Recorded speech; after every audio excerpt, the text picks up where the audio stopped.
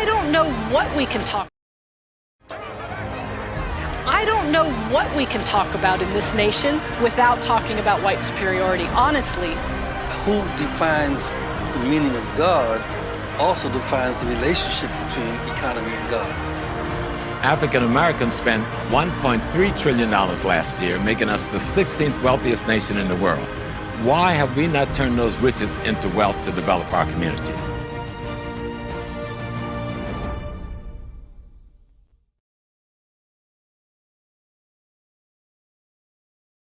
Unmute myself. Peace, family. I'm so happy to be with you finally tonight. Thank you for being patient. I'm gonna give you you guys a few minutes to, grab your popcorn. I mean, I don't know if people, I eat popcorn every day, but grab whatever you're gonna, eat or drink, and it's gonna be a good one tonight. It's gonna be a good one tonight. I'm gonna get to the reason why it's gonna be a good one tonight in a minute. But first, family, I just want to say thank you for all the support that we've been receiving in terms of our newsletter. Now, family, if you're not signed up, okay, for the newsletter, you don't get the cutting edge news before everyone else. And so I just need for you to go right there to HAPIFILM.com. You can sign up for the newsletter. You can also get merchandise. We are having the I don't know, it's not the end of the year, but maybe new season, end of the season. I don't know, but we're having a super sale over at the Hoppy store. So you can pick up stuff for a really good price. Okay. And that way, when we have our next little shing ding, you can show up with your Hoppy gear and be fly. But we got the hoodies, everything is discounted. Okay. So please check out HAPIFILM.com and get everything together. So now, the other thing we got to tell you about now, we're still selling our DVDs of all three of our films, Nubia, The Tekken, and Hoppy. But we are so happy to announce that Hoppy is on Amazon Prime. And so, look, you guys already know how this goes down. If you want to help us out, if you could just go to, just start streaming us on either I'm sorry, I'm just too excited about tonight. You can either stream us on Amazon Prime, check out Quayle TV, or go to Tubi. We getting it in now. So please, family, the more you guys go and just click the button and watch, just watch Hoppy, because listen, I was behind the scenes with most of the shooting of Hoppy, or just the production of Hoppy, and I watch Hoppy a lot of times. Okay, and so every time I watch it, I'm like, wow, I didn't see this part, or I didn't remember this part, and it's always it's a timeless piece of history. So if you could, family, please go and check us out on Amazon. And that would really help us out in terms of the more you guys watch it, then the more they show it to other people and give them the opportunity to watch it. So, the billions of Black folks on the planet, right now, we just got a little sliver of those people, but we have to spread the word. So family, please help us out by checking us out, checking Hoppy out. The other piece, please like and share this video.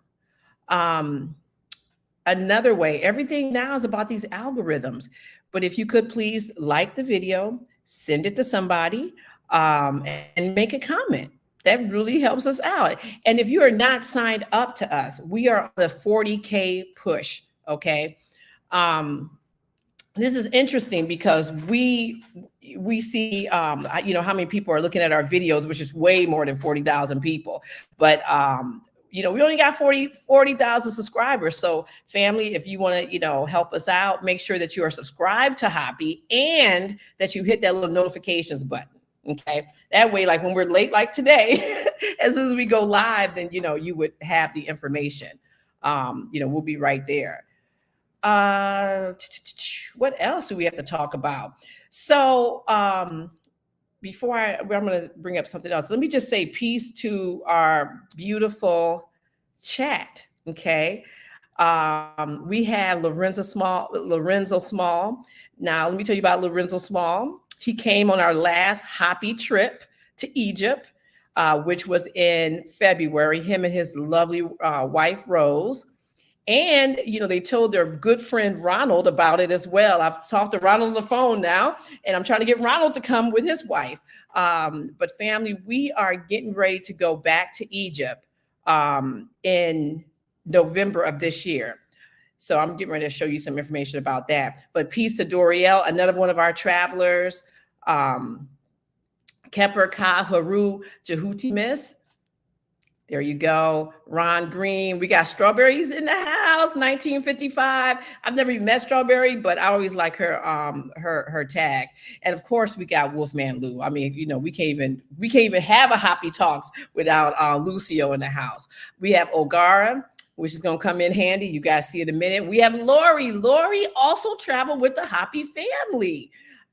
This is my girl right here. She came, she was in Egypt with us. So, you know, that's what's up, Lori. Peace. And we have, and this is my uncle who I'm trying to get to come to Egypt. My Uncle Dave. Like, that's what's up. Deshaun, what's up? All right. So we are going back to Egypt, November 2nd to the 9th. Okay. And, you know, we think that this is going to be Curry. Oh, what's up, Curry? You know, we are really excited about, you know, going back because we get to bring more Black folks to see Egypt. So I'm going to show you this right here.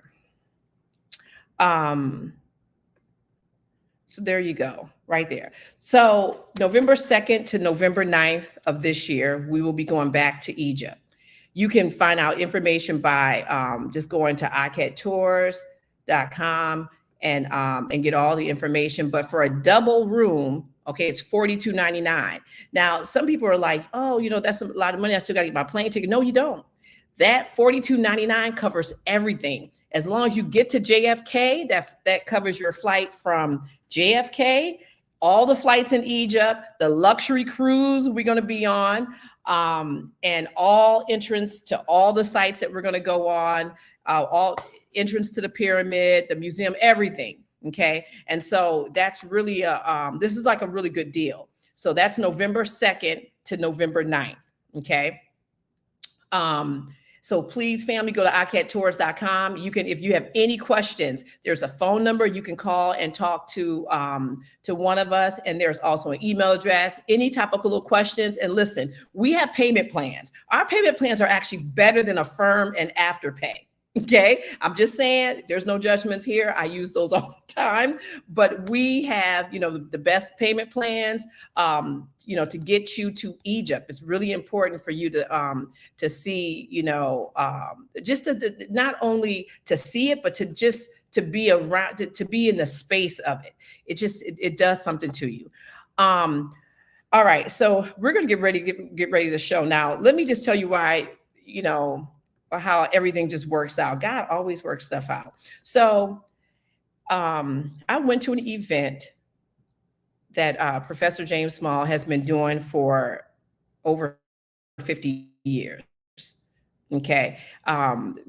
He celebrates Malcolm X's birthday by doing a pilgrimage to his gravesite.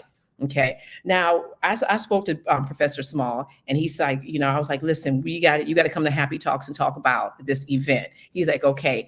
And I was trying to do it actually the day of, but I know he was tired because he's been actually traveling everywhere. That morning he came back from Washington, D.C. So this brother was tired. So today he was supposed to come on, and I was like, where is Professor Small? I'm calling the phone. I was like, oh my God, because he's never stood me up. This is the man, you know, he says he's going to do it. He's going to do it. You know, I was like, maybe he's sleeping. Then I was like, oh my God, maybe something happened to him. So I was like, okay. And I'm sitting here and I started to look at Dr. O.A.A.U because he did a whole thing about Malcolm X. And I was like, you know what? These two are best buddies. They know everything between the both of them. Let me call Dr. O.A.A.U. So Dr. O.A.A.U is like, I got you. Hold on. He's chilling with his wife. He literally goes downstairs, gets onto the computer, and so he's with us tonight. And the cool thing about this is that I'm sitting looking at his little face right here, getting ready to bring him in. And then who comes through the house? But my other little favorite little guy. So we have like experts on Malcolm X here tonight. We have both Professor James Small and Dr. O.A.A.U. I tell you, that's dope. So let me bring them both in. Okay. Hey, Dr. O.A.A.U. Hey, Professor. Yo, let me tell you, I love you two men because you both do the same thing. If I'm calling panicking, you could have said no, but you didn't. So thank you, Dr. O.A.A.U. Thank you, Dr. O.A.A.U. It's good to see you. How you doing? I got your thing that you sent me on Facebook of a speech you gave last year on the memorial for Malcolm. Real nice. Okay. Real nice. Yeah. So how you doing, brother? I'm good. Just kind of fatigued. I've been on the road for about a month. Okay. And then today I forgot I had to run into the studios for Godfather of Harlem. That's why I'm late, because I was away for a week and they were trying to track me down. And I've been not allowing myself to be found. So, but they had a young lady who was playing Afeni Shakur and they wanted me to tutor her. So, okay. But that worked out well. I got to meet her today for the first time. So. Yeah, I was in the gym this morning, and then I went shopping for my wife. And I mean, that was more of a workout than the gym. And then just got back. I've been back for a while.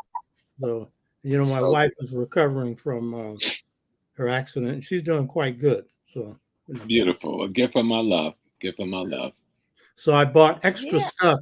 I mean, I stuffed this cart with so much food, it was funny. They were asking, what are you feeding, an army?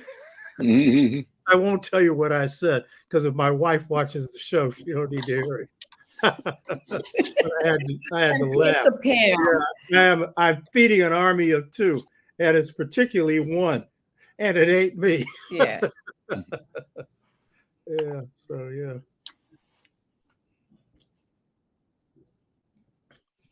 So, Sister Felicia, we hadn't spent time with you. I'm glad that she's home. I'm glad that she's home. Yeah. Okay.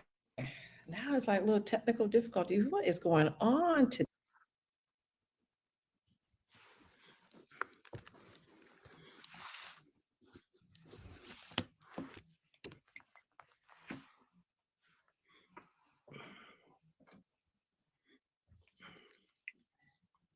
Be a night.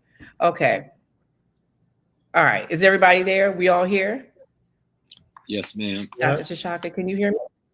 Okay. Yeah. All right. Beautiful. Okay. So, all right, we're gonna get this show started. See, every time there's gonna be good stuff. This is always happening with this internet. Okay. So, Professor Small, can you just start off by just talking about the event that happened on Sunday? Like, how did it come about in terms of you deciding to take this on? Yeah, this was, Malcolm was killed in 1965. And that May, his sister Ella took over the organization right after his assassination. And it was Ella who started this function. And so, along with the brothers and sisters in O.A.A.U. and Muslim Mosque, Inc. So this began in May 19th, the first one, 1965, and we've done every year since then. I came with them in 1966. And it was to create, there was two things that were launched that year. It was relaunching of the red, black, and green flag, which had disappeared. And that was flown for the first time in umpteen years from the windows of the Teresa Hotel on May 19th, 1965. Actually, about 1/3 of the organization quit because they said we would be charged with treason for flying this flag. Literally, people left and didn't come back. And the pilgrimage to the grave. Started with just a few cars of O.A.A.U. brothers and sisters. And then we would do the entire week. It wasn't just one day. We would do May 19th and the 6 days following. We would close off the streets and we would feed everybody in the community that wanted to come. We would have a rally every day teaching about Malcolm. And when we moved the headquarters in 66 to 139th Street, between 7th and 8th, we would close that block for a week. We had to work it out with the residents of the block. All residents could come and go, but no through traffic from morning to night. We would go to all the merchants around Harlem and said, we want to feed the community for a week. And the merchants would give us the food we need, the chickens, the collard greens, the bread, the whatever we needed to get in the kitchen and cook and serve people. And the rallies would go all day from morning till night. Different speakers, different programs would be outlined. And that was the beginning. I would go to City College as a student a couple of years later, and I began to use student fees money to provide buses to bring students to the grave. And that started the tradition of doing the free buses, which we still do. I think yesterday we had about 4 or 5 bus loads of people there. And so the idea was to pay tribute. Remember, this is a young man, 39 years old, whose life had been taken away. We knew the government was involved. Some of us have been crying CIA, FBI for decades. But it wasn't until the white folks said CIA, FBI that Black people began to pay attention. But we know it wasn't just the nation. Malcolm said itself, the nation wasn't big enough to do many of the things that we saw happening to him and around him prior to his assassination. And so the tribute was to have people from the community pay respects, and we would tell the story of Malcolm X to people, as I was trying to do yesterday. Because much of the press, you had a lot of forces pulling to the socialist, Marxist left. They wanted their Malcolm X. So they were publishing books and publishing his speeches, and they were trying to say, this is Malcolm X. Then you had the Orthodox Muslim community. They're saying, oh, he converted to Sunni Islam. This is Malcolm X. You understand? Then you had the Black nationalist community saying, this is Malcolm X. And we, from the O.A.A.U. and the Muslim Mosque, think we wanted to say, this is Malcolm X. And so that's why the tribute would last an entire week. And we would involve elected officials, community activists, Pan-Africanists, nationalists. We involved everybody in the community that wanted to come and participate, and people did. But it wasn't easy at first. Just giving out a flyer to the people in the community, they wouldn't take a flyer. In 1965, 1966, with Malcolm's picture, people were scared. So what Ella did, Ella told the brothers, take all the flyers we can get, thousands of flyers, go downtown to the white people and start handing it out at Times Square to white people. And that's what we did. Black people got pissed, right? And we still had a problem. So we came up with folding it like a letter. And the brothers, we would get up in the morning at 4 in the morning. Somebody would take 8th Avenue, brothers would take 7th Avenue, brothers would take Lenox Avenue, from 110th Street to 155, and we put it under every windshield wiper of every car in the Harlem community. So you had to see Malcolm's face when you removed that thing from your car. I mean, with stuff like that, it may seem crazy today, but people were so afraid to identify with that man, you know, except for the handful of hardcore activists. In New York, we had the support of the people from CORE. They would help us with the food. We had the support of the Black City Council persons, the Black State Assembly people. Those were the kinds of people that supported us. There was an element in the Black nationalist community that resented Malcolm. They said he came out of the Nation of Islam and he was not one of them, you know, and that he was usurping the space of the Black nationalists. So there was this resentment there. And then you had the Orthodox community saying, some of them saying, well, he wasn't really us because he come from that Elijah Muhammad Islam, and that ain't quite the right Islam. So you had all these forces going, plus the hostility between Muslim Mosque Inc. and the Nation of Islam, and between O.A.A.U. and the Nation of Islam. And that was kind of hot for a few years. And then we tried to find a way to make peace between the elements and continue this tribute, because we didn't want his name to die. You know, we've seen so many of our leaders came, they gave great service to our people, and when they left, they just dissipated and disappeared, and they were not there. Now, one of the great advantages was his biography came out shortly after his death. And whatever you want to say about Alex Haley, you got to give him credit for getting that thing out there, him and Sister Betty, and getting it published. And that had a big impact on the young people, you know. Most people don't realize we buried a brother a few months ago. His name is Sekou Odinga. Sekou Odinga spent 35 years in the penitentiary. He spent 25 of those 35 in solitary confinement and came home and got two of the other brothers, Brother Bell and Brother Akole, out of prison. They didn't break him. But Sekou Odinga was a part of the O.A.A.U. Youth Brigade. Sekou Odinga led the force that freed Assata Shakur from prison. Yeah, Okay? I want to. He was one of Malcolm's cubs. Okay. Yeah, I want to come back to that. Shakur, the Mumba Shakur, and their brother Matula Shakur, they all came out of the Muslim Mosque Inc. and joined the Panther Party in developing the Panther Party on the East Coast. That entire hierarchy of Black Liberation Army and Panther Party, those were Malcolm X's cubs. The world needs to know that. You were there yesterday, and you saw Brother Akole was there. He didn't want to come up front. We had to force him. Yeah, no, I got a picture of him. We're going to come back to him. Wait, you got to skip ahead, Professor. Okay, Dr. Tashaka, can you give us, because I want you to get in. Let me tell you what I ideally want to do. I just want to sit here and be quiet and have you two talk about Malcolm, because I know that you guys will have a really good conversation, but I'm going to try to facilitate this. But do you have anything to add in terms of Malcolm X? Yeah, first, Malcolm and Garvey, these were the two first influences on me. Garvey was my first master. I studied under him.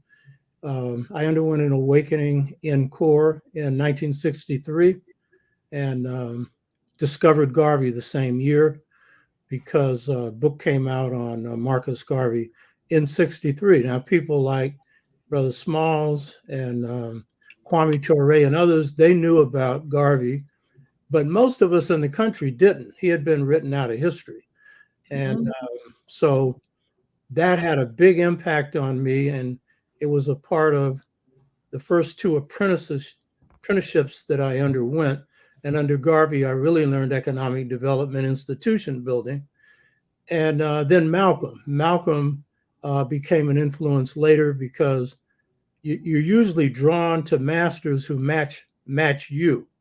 And so in my case, Malcolm was an organizer, one of the two best in the 60s, Ella Baker and him. Those were the two best. Ella Baker, because and you can't say who was better. They're equal.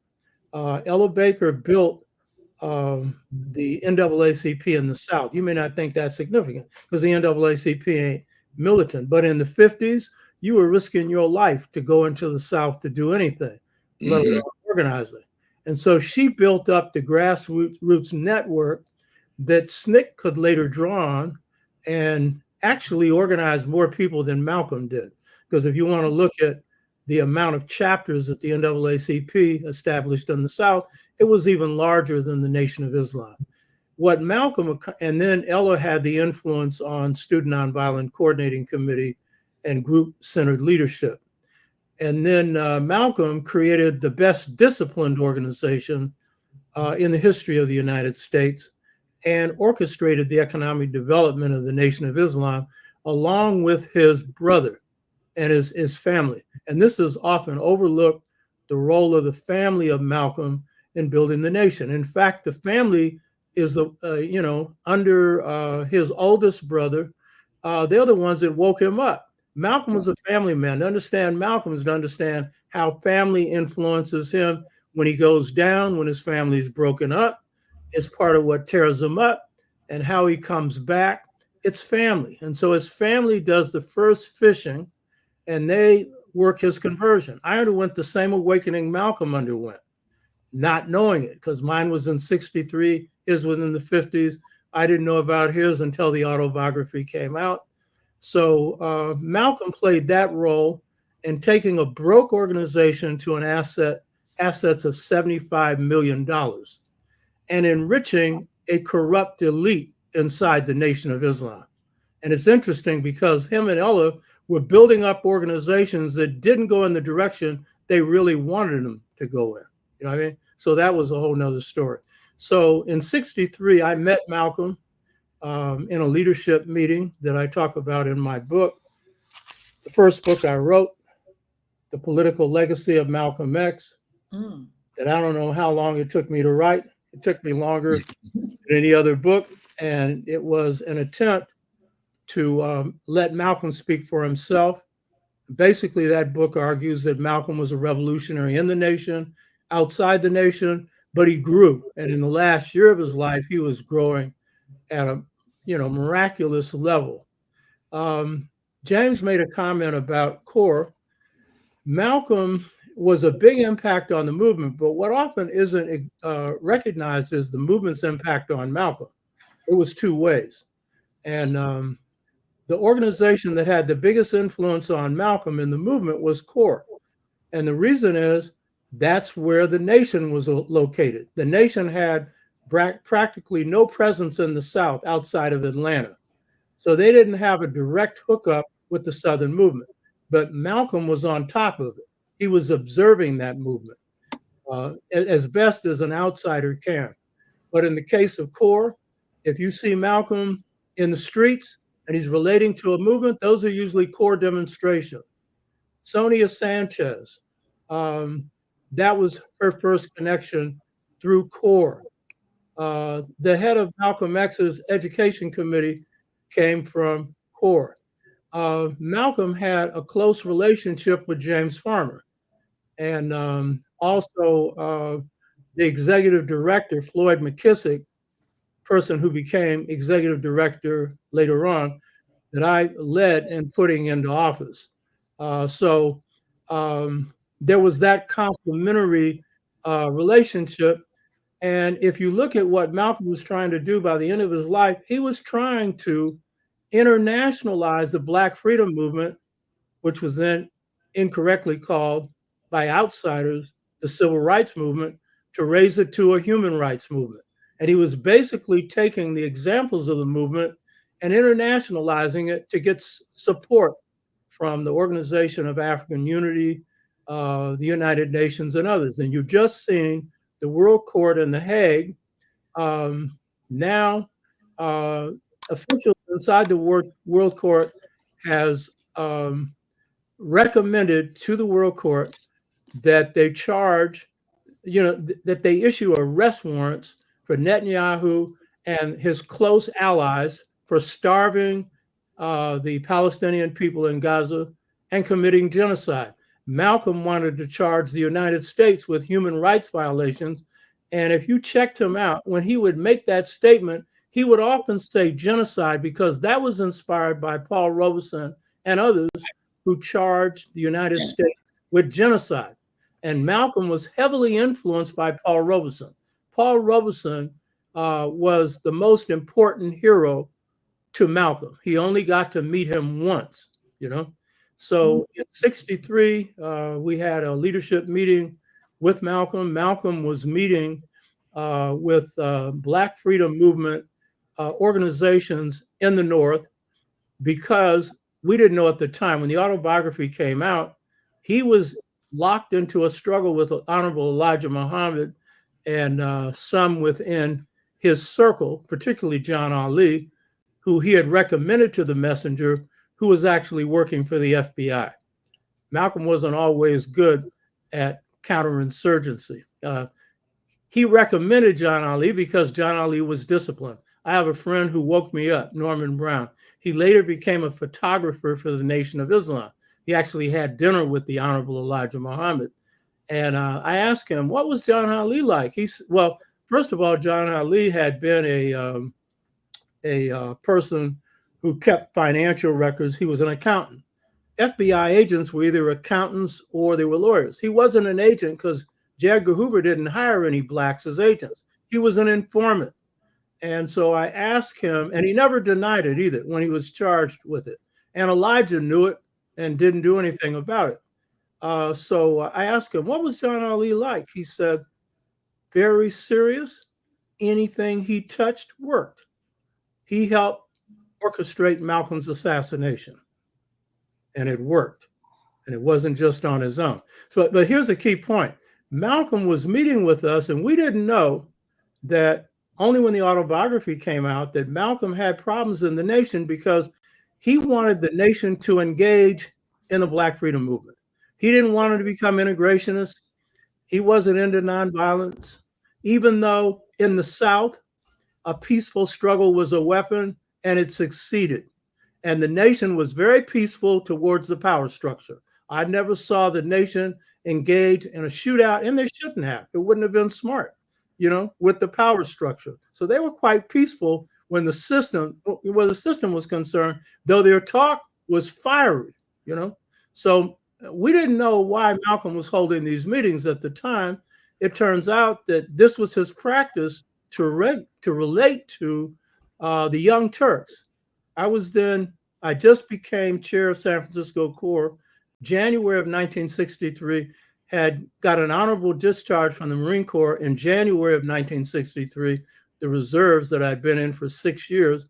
And I had undergone my awakening before this meeting and was in the Sun Reporter newspaper building, which is a Black newspaper owned by a Black physician, a really multi-genius, Carlton Goodlett, who was a radical and a multimillionaire and had a PhD in psychology and an MD in medicine from Morehouse and sat on his board and had been a supporter of the Black freedom movement. So Malcolm was sitting upstairs and he had a habit, it was the same habit that he learned from his mother. Because if you read The Seventh Child, you will get the picture, Reginald Collins, Ella Baker's son, of the influence of the mother on him. And Malcolm's mother would have sessions with her children after school. And she was helping them on reading. She had been a crack student, just as Malcolm was. And she was a supporter of the leader of the Grenadian independence movement. So she had their newspaper. And then she was a leader in the UNIA, Universal Negro Improvement Association. And in fact, her cousin was a security guard for Marcus Garvey when he was on the run from the FBI. Her cousin. She's not given credit for her political sharpness, and she was plenty smart. And so what she would do is lay out newspapers and then teach her children on that. And if they couldn't read a word, she'd send them to the dictionary. Remember in the autobiography, Malcolm went through the whole dictionary. He was following his mother, and his mother sent him a message when he was in prison. She said, don't serve time, make time serve you. You hear me? And she had been very prophetic. She had seen a lot of her life flash in front of her. Had her husband listened to her, he probably wouldn't have died at the time he did. So we would let me finish this. When the autobiography comes out, we find out Malcolm's holding these meetings because in arguing that the nation should engage in the movement, he was working with Adam Clayton Powell, and they were very close. And Jane Smalls has done a real good job on the show on Harlem there, which is Godfather of Harlem, which is magnificent. He's politicized that show, Bumpy Johnson and all of that, and Malcolm's relationship and stuff like that. And so Malcolm had been concerned that the nation was being isolated because it wasn't engaging in the movement. And so he was meeting with us to maintain contact, but it was more than that. Malcolm had a weakness. He did not listen to people close to him, but he did listen to the public. And that's a real contradiction. Probably why it took him so long, and James is the one who brought it out in the last of the Godfather of Harlem series, where in the assassination, I didn't know this, that Malcolm had a ticket to go to China. And he had finally made the decision to listen to Ella and listen to others to get out of the country, which is something he should have done in the beginning, because he knew year before his assassination, every hit that was going to take place, he knew where it was. When I do a rewrite on the book, I'll tell you how he knew that. And so when you know the first time, you do one of two things. You go after the people that are going to hit you. He couldn't do that. The nation was too strong. The FBI and CIA, you can't go after them. The best thing was to get out of the country, go to Africa. Now, as Smalls pointed out, he was going to China. That was an even better choice, because you didn't know at that time that Nkrumah's government would be overthrown. The best place for him to go would have been Tanzania. But he didn't know that, and we didn't know that. We didn't know Nyerere would stand, So he was meeting with us to maintain contact with the movement, but to also get direction. And so it was in that exchange, I jacked him up, because I'm leading the San Francisco Freedom Movement. It turns out to be, at that time, we were at the beginning of it.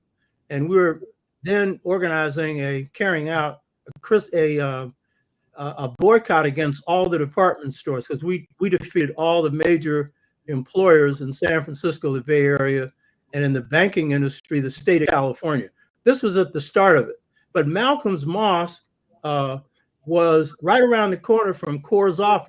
So we would go to Nation of Islam meetings, and we would interact with Muslims. And the person who had the greatest influence on my development was a guy named John Dewambia, who was in the Nation of Islam for a hot minute because he was too outspoken, but he was very close to Malcolm X. And I got my best ideas from organizing from him. In fact, the brother that woke me up, Norman Brown, he got his best ideas from John Dewambia. So these are people that you don't hear about. So the point is, we had that kind of interaction with Malcolm around the country. It's not normally noted that when Malcolm X gave the speech, Ballot or Bullets, he gave one on the East Coast or the Midwest, Detroit, and he gave one in Cleveland. The one in Cleveland was Cleveland Core. And Cleveland Core was the second strongest chapter in the Congress of Racial Equality.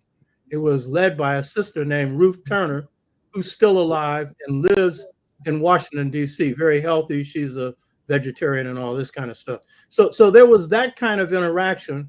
We were growing through him. He was growing through the movement at large, not just CORE, but the Student Nonviolent Coordinating Committee. He had much more respect for King than his speeches would indicate, because King's attorney was close to Malcolm and would later join the Organization of Afro-American Unity. And so Malcolm was often asking him, what did King think of him? And if you saw that picture of King and Malcolm, both of them grinning, well, that's a sheepish grin on each, because they had both bad-mouthed each other a little bit. But the fact of the matter is, Malcolm respected him.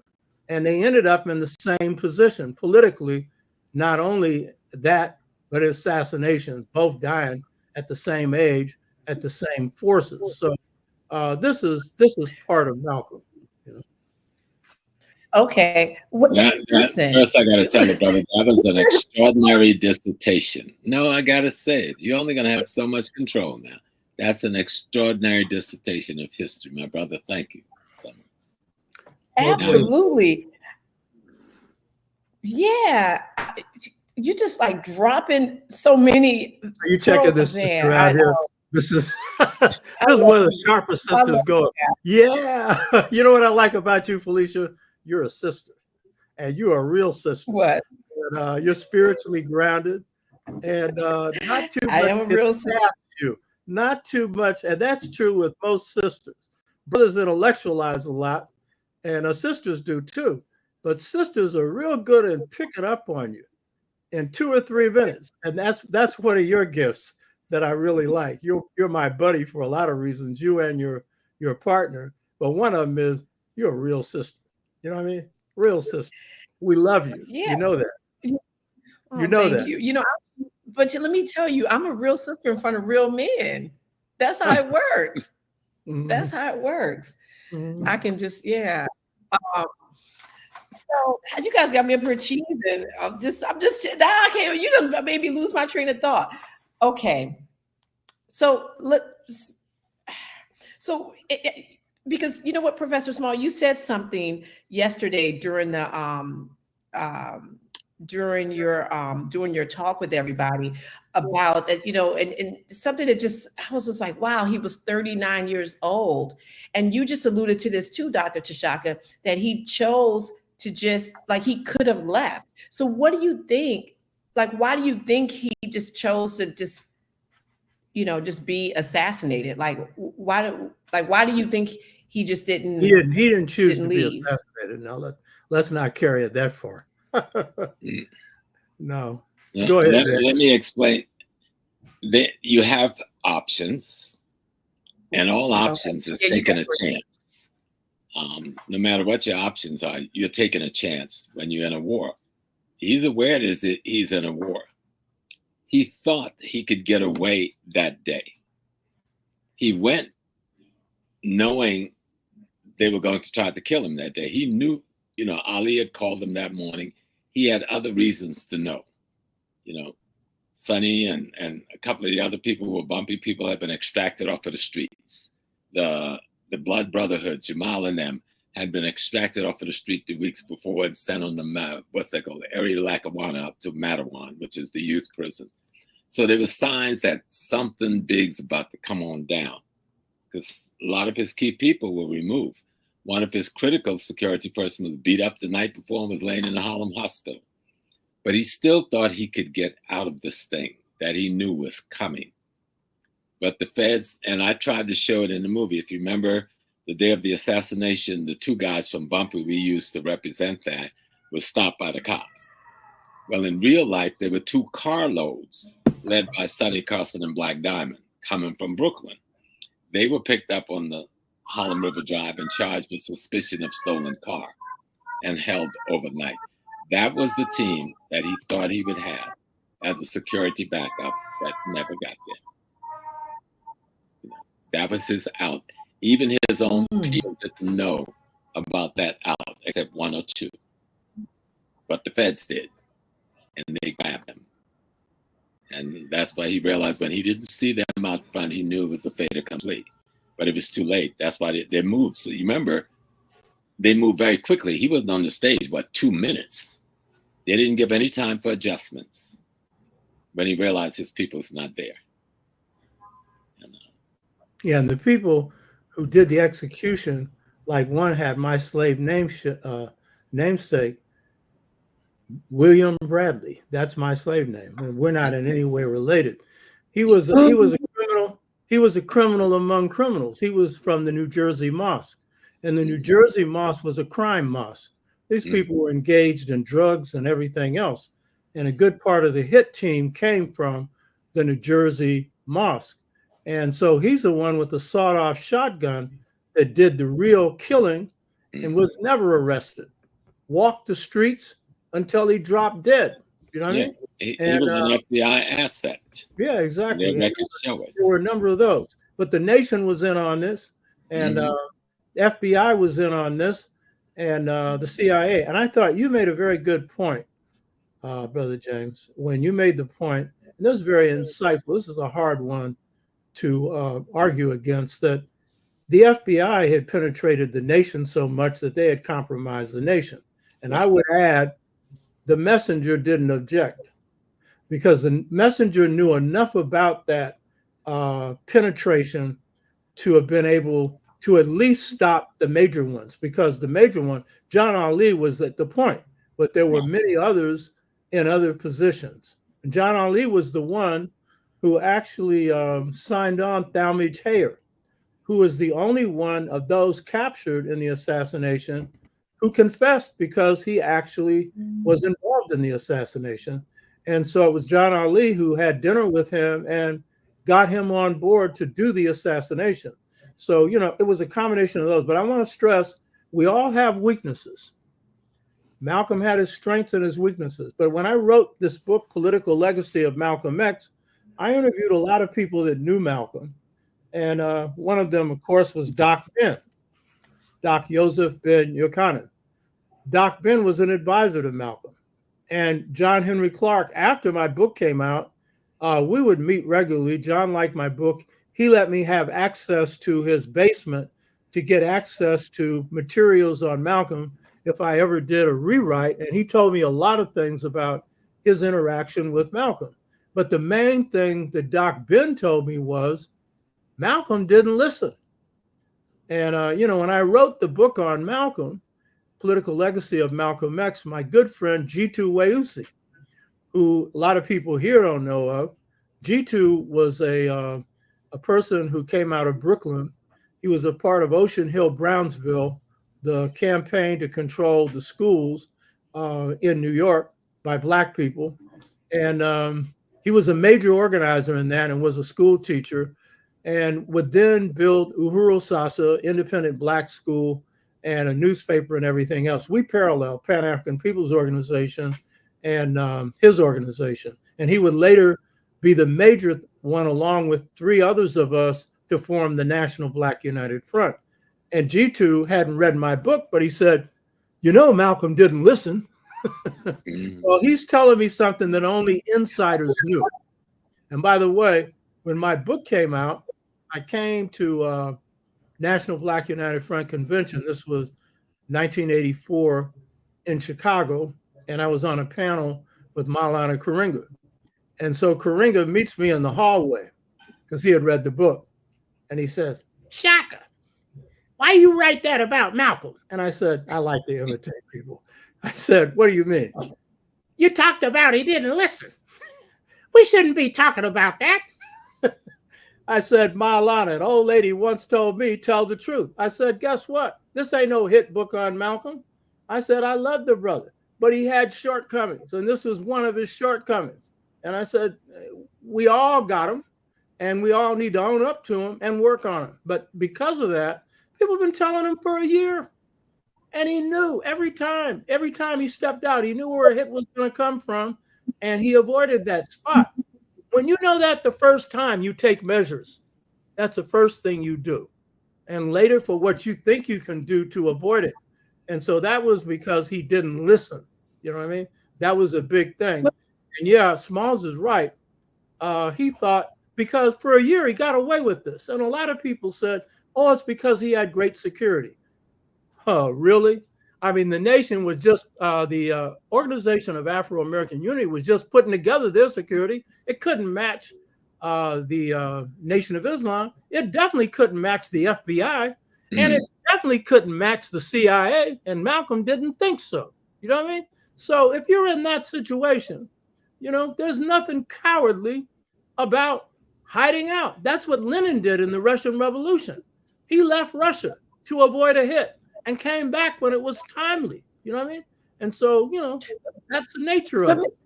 But I agree with Smalls. He thought that he got away with it this long. He thought he could get away with it a little bit longer and thought he would get out of the country. And I really commend you for having that piece of information, brother. I know you got a lot of other pieces of information, because no scholar knew that he actually had a ticket to go to China. And I know that his sister paid for that ticket. Am I right? Absolutely. Ella. Yeah. Who had been telling him all along, so you know what? Out of here. Yeah. So he wasn't listening. But do you think maybe perhaps he was listening to God? I mean, do you think that? I mean, like, do you think that this was like orchestrated on his part? I don't think God advises you to take a hit. I don't, and see all this martyr stuff that we have, this martyr complex stuff. You know, people are martyrs unintentionally as a general rule. I mean, you know, they're not going out there to be martyrs. And so if they get killed under some terrible circumstances, it happens. But the average person is doing everything they can to stay alive, short of compromising. And Malcolm didn't have, there was no compromise involved. So I don't think God had anything to do with this. In fact, Malcolm was very intuitive.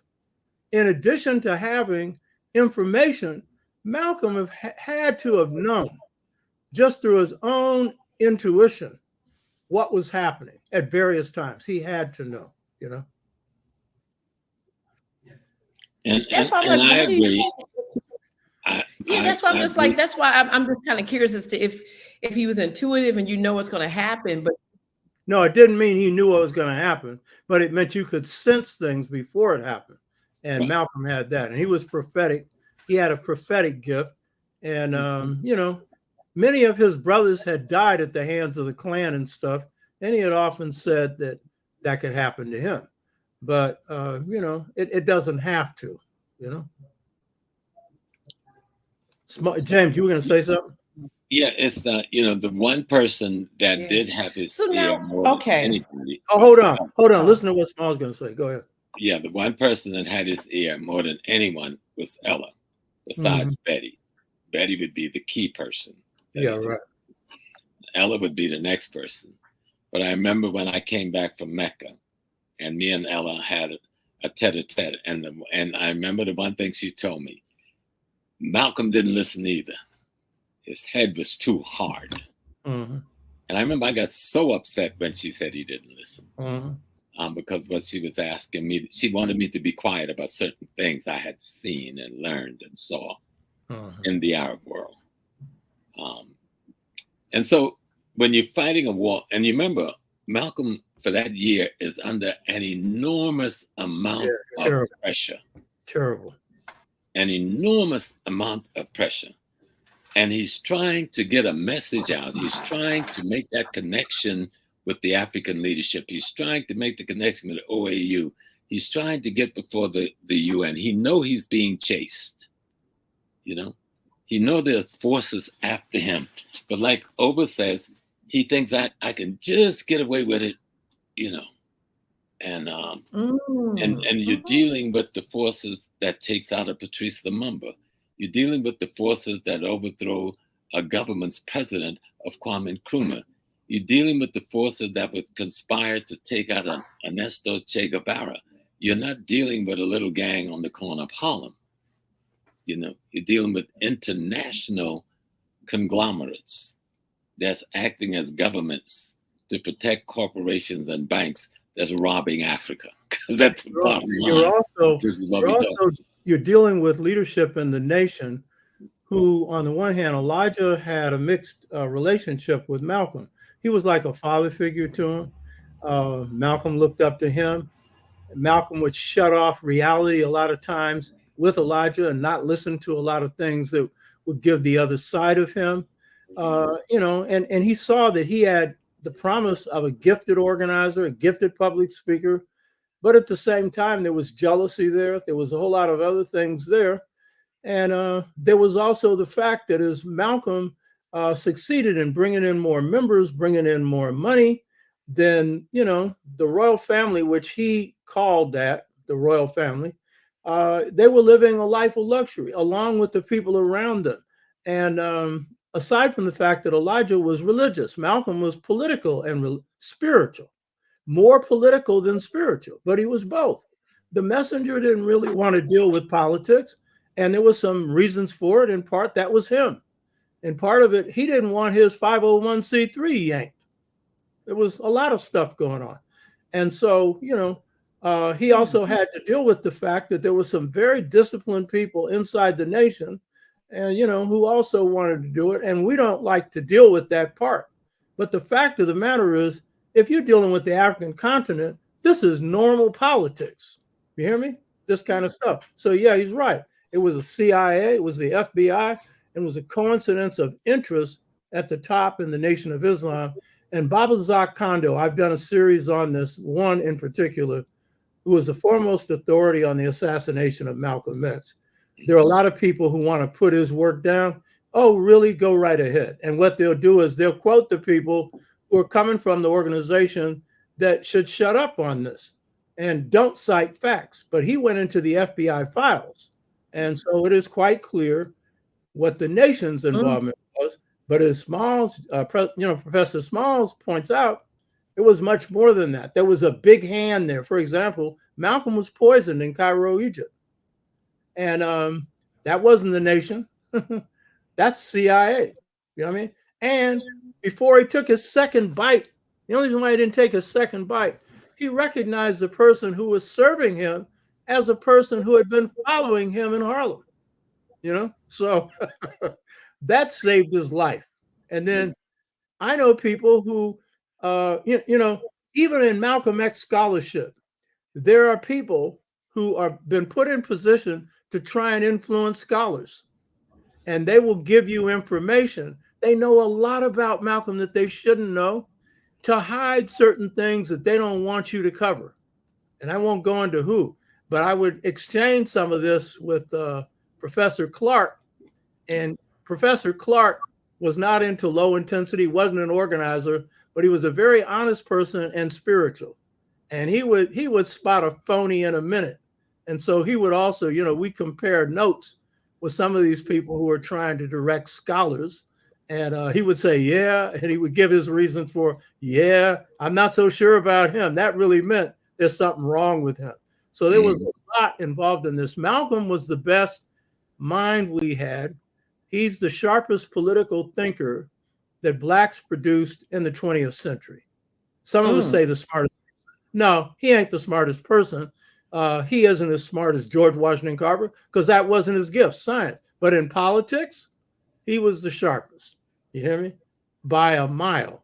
And you lose that, then it's going to take you years to get up to where he was, even though he was behind, because Malcolm was hurt by being in the nation too long. The nation helped him. He helped the nation. The nation helped him in his awakening, got him off of a negative path along with his family. And he built the nation, literally. But at the same time, there was a point where after that, it was, retardation. It'd have been much better if he had been out 2 or 3 years earlier, but he didn't want to. That was a family tie. He wanted to go back even after he was forced out, because Elijah was his father. He was his father figure. And to have that torn from him, then that was just really terrible. So Malcolm suffered because in his last year, he's doing transformation that would normally take 6 or 7 years to go through in 1 year. You know what I mean? And that's because of the time out. And see, you can observe something from the outside, but the only way you can really grow is to be in the action. You can be, you think you can see stuff, but you have to be in the action. And Malcolm was just getting in the action. And that was really what he liked about the Black Freedom Movement. That's what he saw as a potential with the O.A.A.U, Organization of Afro-American Unity. That's why he was meeting with, and I'm going to tell you, I think the most important meeting Malcolm had on the African continent is not who you think, Kwame Nkrumah. That was important. Julius Nyerere. The reason I say that, he had a ground plan. He was implementing Ujamaa villages. And Malcolm, when he talked about African socialism, he was largely talking about Julius Nyerere. And Nyerere was dealing with ground up, building up agriculture first, then industry second. And he was somebody in the villages all the time. And Malcolm made comments about him. He talked about, because I met him in 77, a 3-hour meeting, little guy, very serious, no joke. But the main thing is he loved his people. He was driving a Volkswagen Rabbit for most of his time as a president, not some Mercedes Benz.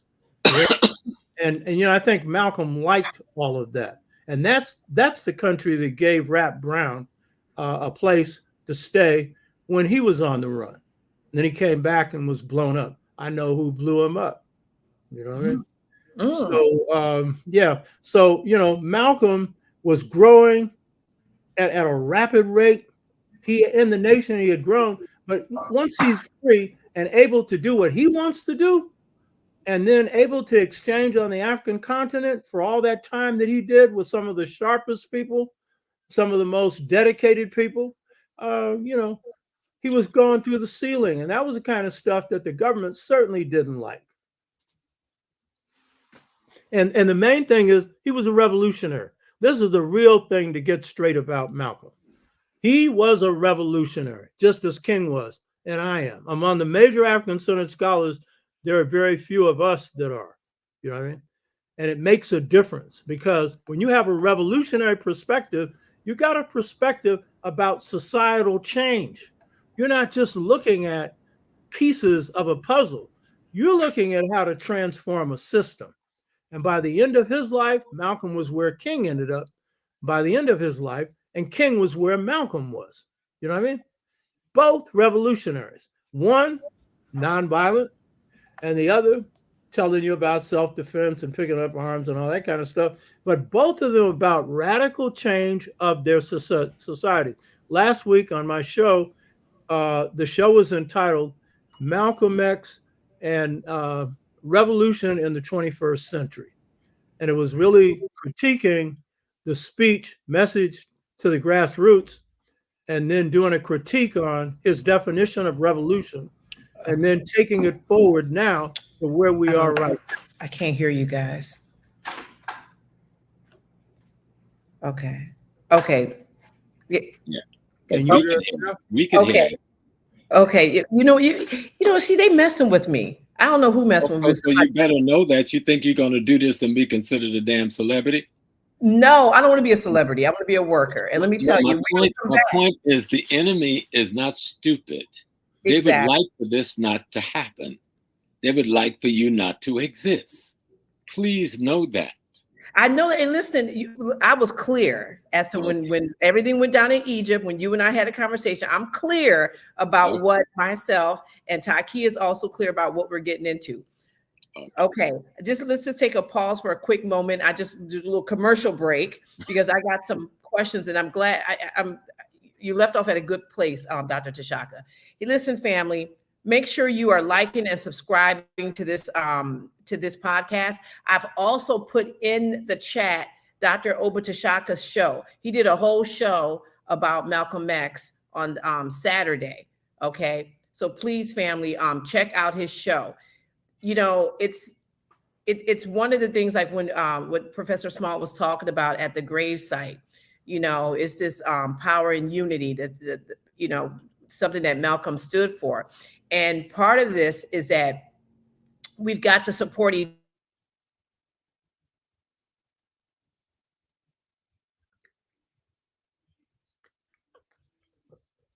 for you to make sure that you are subscribed to Dr. O.A.A.U Tashaka's show. Okay, number one, and that number two, that you watch his show because it's really, really good. Also, family, we are going to Kemet in November. Yes, I'm sorry. We're going to Kemet in November 2nd to the 9th.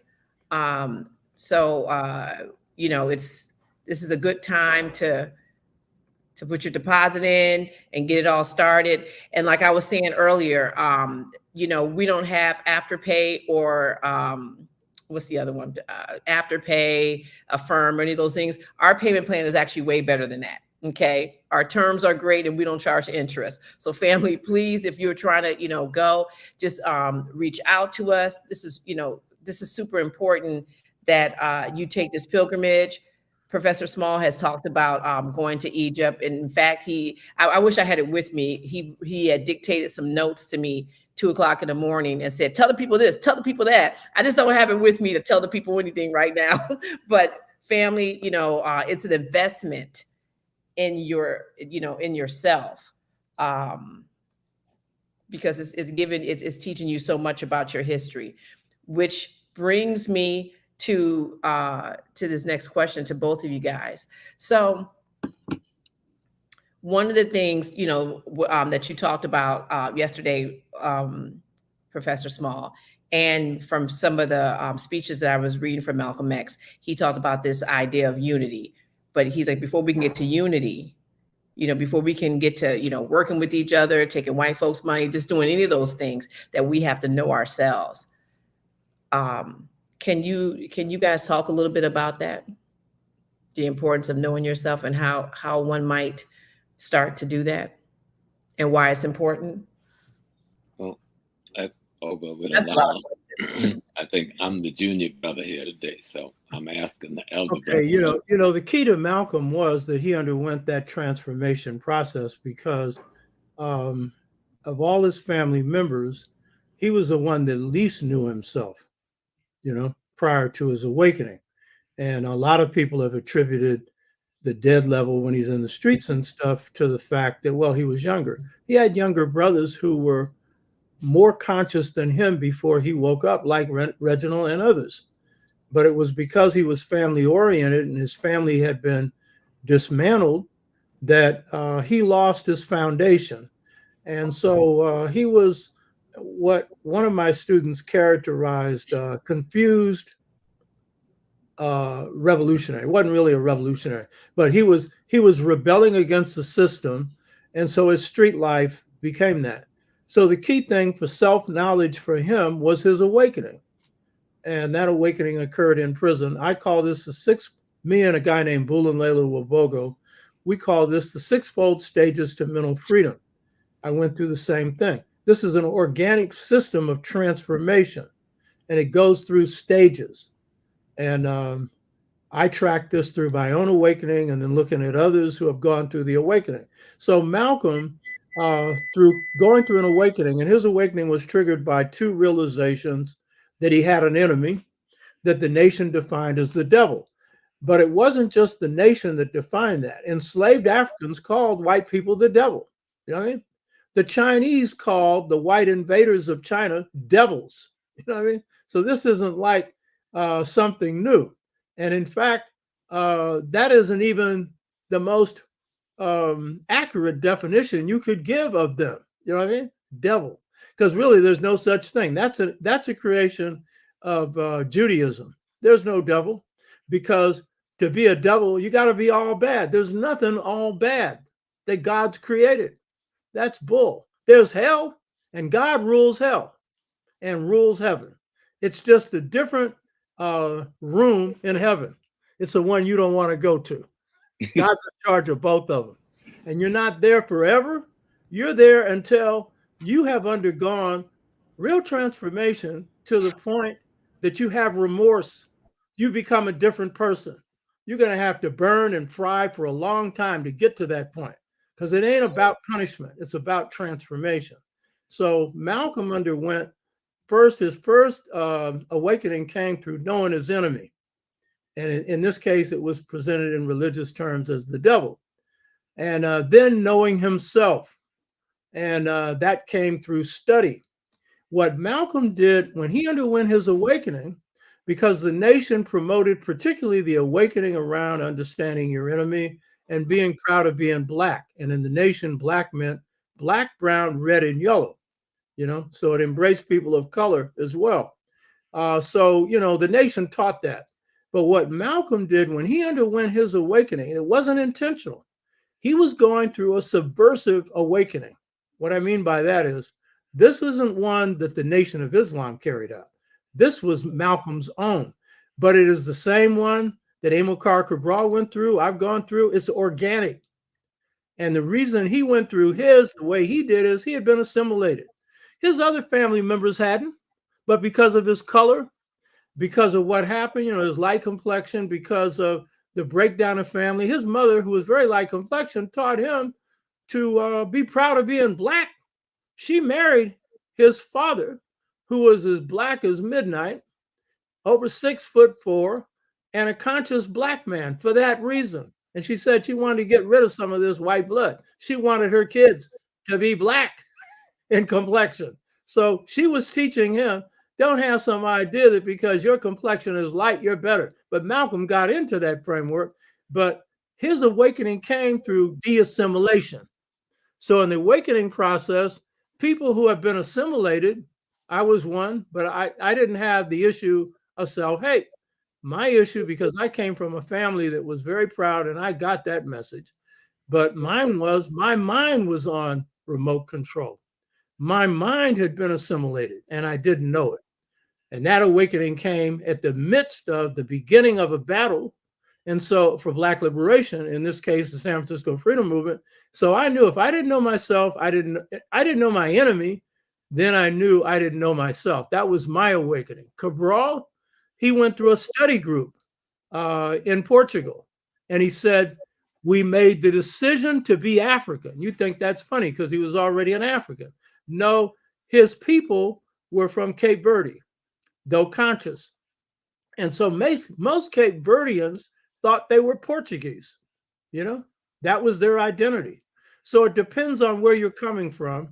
And so Malcolm, by getting himself grounded in himself and then doing a deep dive into African identity, and you should go to the Dr. Oba Tashaka show. You know, we go through this, and we're going to be training people in this for a year. All the people that I've taken through Pan-African People's Organization for the last 50 years, they have gone through this transformational system that's about 8 months of looking at yourself. And this is the real healer. This is the real healer from what's now called the trauma of slavery. This does not heal you from mental disorders. This is not going to heal you from delusion, paranoia, schizophrenia. This doesn't do that. Mm-hmm. So I think that if you had a healthy sense of self-love, you might not be into some of that, you know, because I think some of that madness drives us into psychological madness. But I'm not claiming this cures you. So that's the key. The key is loving yourself. The key to that is knowing yourself. And the key to that is respecting yourself. And in my last show, I was making this point because we were doing off of Malcolm's riff on the message to the grassroots. Malcolm was talking about a revolution is violent and revolutions for land and revolutions for independence. And that's all true. But I said the heart of a revolutionary, and he was criticizing King for promoting loving your enemy. But I said the heart of being a revolutionary or a reformist or any kind of Black person who is about change for your people is love. Starts with loving yourself, loving God, loving your family, but it's loving yourself that then leads to the love of your people. And many people who have been called revolutionaries did not have no love for their people. Stalin in the Russian Revolution, he did not love Russian people. If he did, he wouldn't have murdered almost as many as Hitler did, 27 million. There ain't no love there. He loved power. That's what he loved. You know what I mean? So that's the key. And for me, this is my own feeling. This is my own personal feeling. I love my people more than I love myself. I told my wife that. Every wife likes to hear that because you're supposed to love them more than anything. And more than my people, I love the truth. That's me, the truth. And Malcolm was very much about that, you know, because I ain't sacrificing nothing for the truth. Now, what is it? How do you discover it? All the rest of that. But when you have that love for self and you have that love for your people, then there are certain things you're not going to do. You're not going to put your people in harm's way. Exactly. You are not going to take anything, goodies or anything else from your oppressor, because those goodies are going to put your people in harm's way, because you're going to become your people's own enemy. When you love your people more than you love yourself, then all those other things are secondary. And it doesn't, and I'm no fool. When I say I love my people more than I love myself, I don't love all my people. Some of them ain't lovable. Some of them are my enemy. Every assassination attempt I've faced has come from Negroes sent by white boys. But they made the decision to do it. And the only reason why I didn't kill them is I couldn't get away with it. You know what I mean? I had every right and every wanted to. But I'm not interested in going to jail for something I don't need to go to jail for. So that don't mean you love everybody. Oh, no. Some is never going to be lovable. But the point is, I think that's the key. And then out of that comes creativity. That comes your dedication. That comes because we come from a culture of beauty. And when you have love, then what you want to do is bring beauty into the world. And revolution, too often, because there's a lot of bloodshed in certain stages of revolution, that ain't pretty. But the fact is, if your dedication is to see that people who don't have a roof over their head, who are hungry, who don't have knowledge, who don't have the ability to maintain families because the poverty and everything else is so bad, or been raised so poor. They don't know what trust is. They don't know what respect is. They don't know what love is. You know what I mean? So that's what a real revolution is. It's based on love. And if you got that love, then everything else can work. And if you don't, you'll treat your people the same way the people that you replaced treated them. And Malcolm had that love. King had that love. A lot of our people, Ella Baker had that. I'm talking about the big people, but I'm talking about average, everyday people. That's what our mothers and fathers have. You know what I mean? They got that love, Yeah. Thank you. Thank you for that. Professor Small? What else can be said other than I put it in a simple little package? History erases the mystery. If you don't study your history, yeah, you can't even begin to know yourself. Yeah. Your history is the experiences of your ancestry. Right. And you proceed forward from them. If you can't proceed forward from there, you're in trouble. But Right. O.A.A.U has laid it out to such a beautiful degree. There's nothing I need to say on that. Yeah, yeah, no doubt. And I think, like, as you were sitting there talking, and you just think about who Malcolm X was, and that's the conversation I had with Taki. We were talking about that. Is that I always felt like he loved us, and there's a lot of similarities between, like, I'm trying to think how I can say this. So, like, we're trying to take a page out of some of the elders' books, right? Out of their book.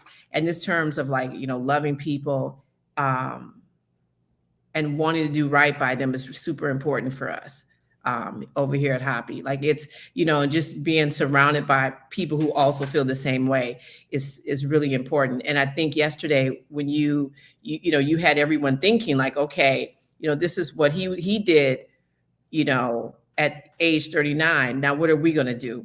Like, and it was Rosalind Jeffries, Dr. Rosalind Jeffries, who she took us through. I wish I would have had a chance to get all of her speech. When she talked about, the blood of, like, you started it with the blood of Malcolm X, but then she did a whole thing, and I was like, oh my God, like, it was just so, it was beautiful. If you guys, you can actually go, I think, to your page, Professor Small, to see. Yeah, some of it is there. Some of it is on Facebook. Okay, yeah, family. If you have a chance, please go and check out Professor Small's Facebook page and check out what Dr. Rosalind Jeffries said. And Rosalind and Leonard, these are examples of people who have a lot of love for themselves and for their people. And, Professor Smalls is a product of that love, and then he's passed that love on. And that's what I like about James is Professor Smalls, he's genuine, he loves us, and he's wise. Over the course of his life, he's developed insight, and so you get a lot of wisdom from him. And he's one of my favorite. You're one of my favorite people. And you're one of my favorite people. So when Sister told me you would be coming tonight, I said, "Oh, I could really go to sleep tonight." Yeah. But wisdom always has something that transcends, and you got that. And then you were privileged to be born in South Carolina. That was absolutely. I grew up in a very African world, in a very African village among very African people. And something I didn't realize in its entirety until I went to Africa, and I go like, wow, they could have taken notes from Mama and them, right? From the village I grew up in, and then I realized how much Africanism the African Americans didn't lose. There's such a myth about having lost it all. Exactly. And especially when people talk about the African American community. And once I went to the continent and moved among my people, I realized I could have been anywhere in the Gullah Geechee swamps of South Carolina that I grew up in Santee and Paulus Island and Merle's Inlet and Conway and Georgetown and Mount Pleasant. And even I went to give a lecture down in Mount Pleasant off of Charleston the other day, about a month or so ago. And it was such a throwback, like, this is what African is. This is how Africans live. You know, one whole street is Cousin John, Uncle Mo, Aunt Steady, you know what I'm saying? These family clusters make up the Black community. And that church is at the core of that cluster, not because it's a church or Christian, but because that is the sanctuary instrument for the community. It could have been a mosque, it could have been the voodoo, it could have been hoodoo, it could have been root. And root is all through all of it, or traditional healing methodology, both spiritual and physical. So you learn a lot when you travel. You know, Malcolm loved this traveling. He talked about traveling and how it informs you. And that's very true. But it also informs you about yourself, you know. As O.A.A.U was talking about knowing thyself, Malcolm got to know himself. The nation really nurtured that part of himself, so that once he got to know himself, he began to understand how to know the African self, which is bigger than your personal self.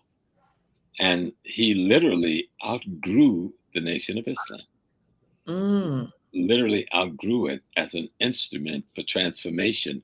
It had taken him as far as it could take him, you know. And he, as O.A.A.U said, had taken it quite a distance in building what was there.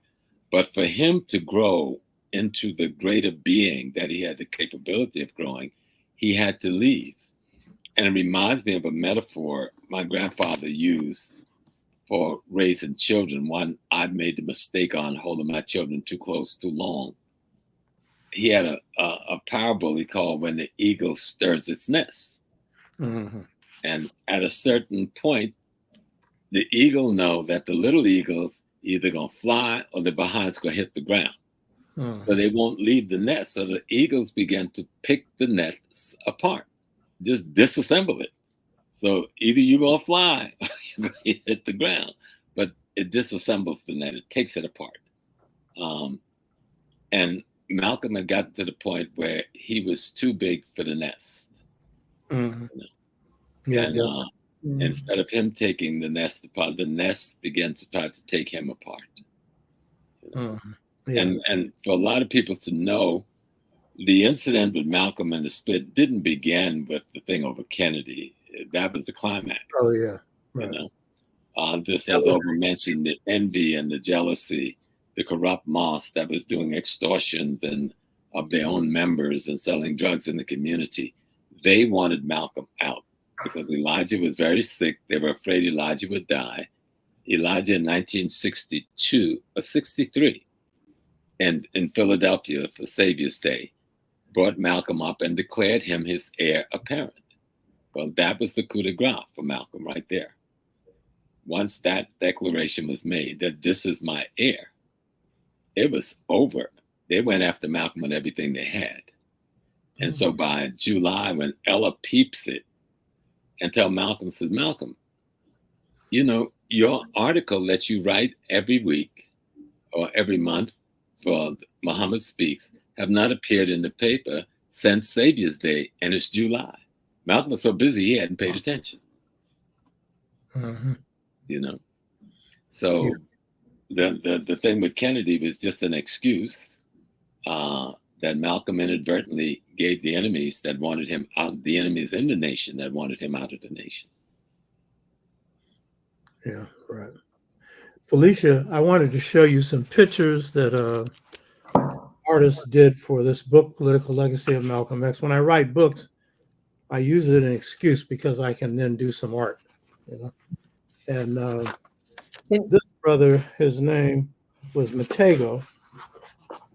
Okay. And this is one of the illustrations here. Matego was a bus driver, and he would come by our headquarters, Malcolm X Unity House, by the way, 5,800 square foot building that I put the down payment on in 1970. And I would commission him to do different things. So one of the things is I commissioned him to do a series of drawings on Malcolm, and they appear in the political legacy of Malcolm X. Isn't that pretty?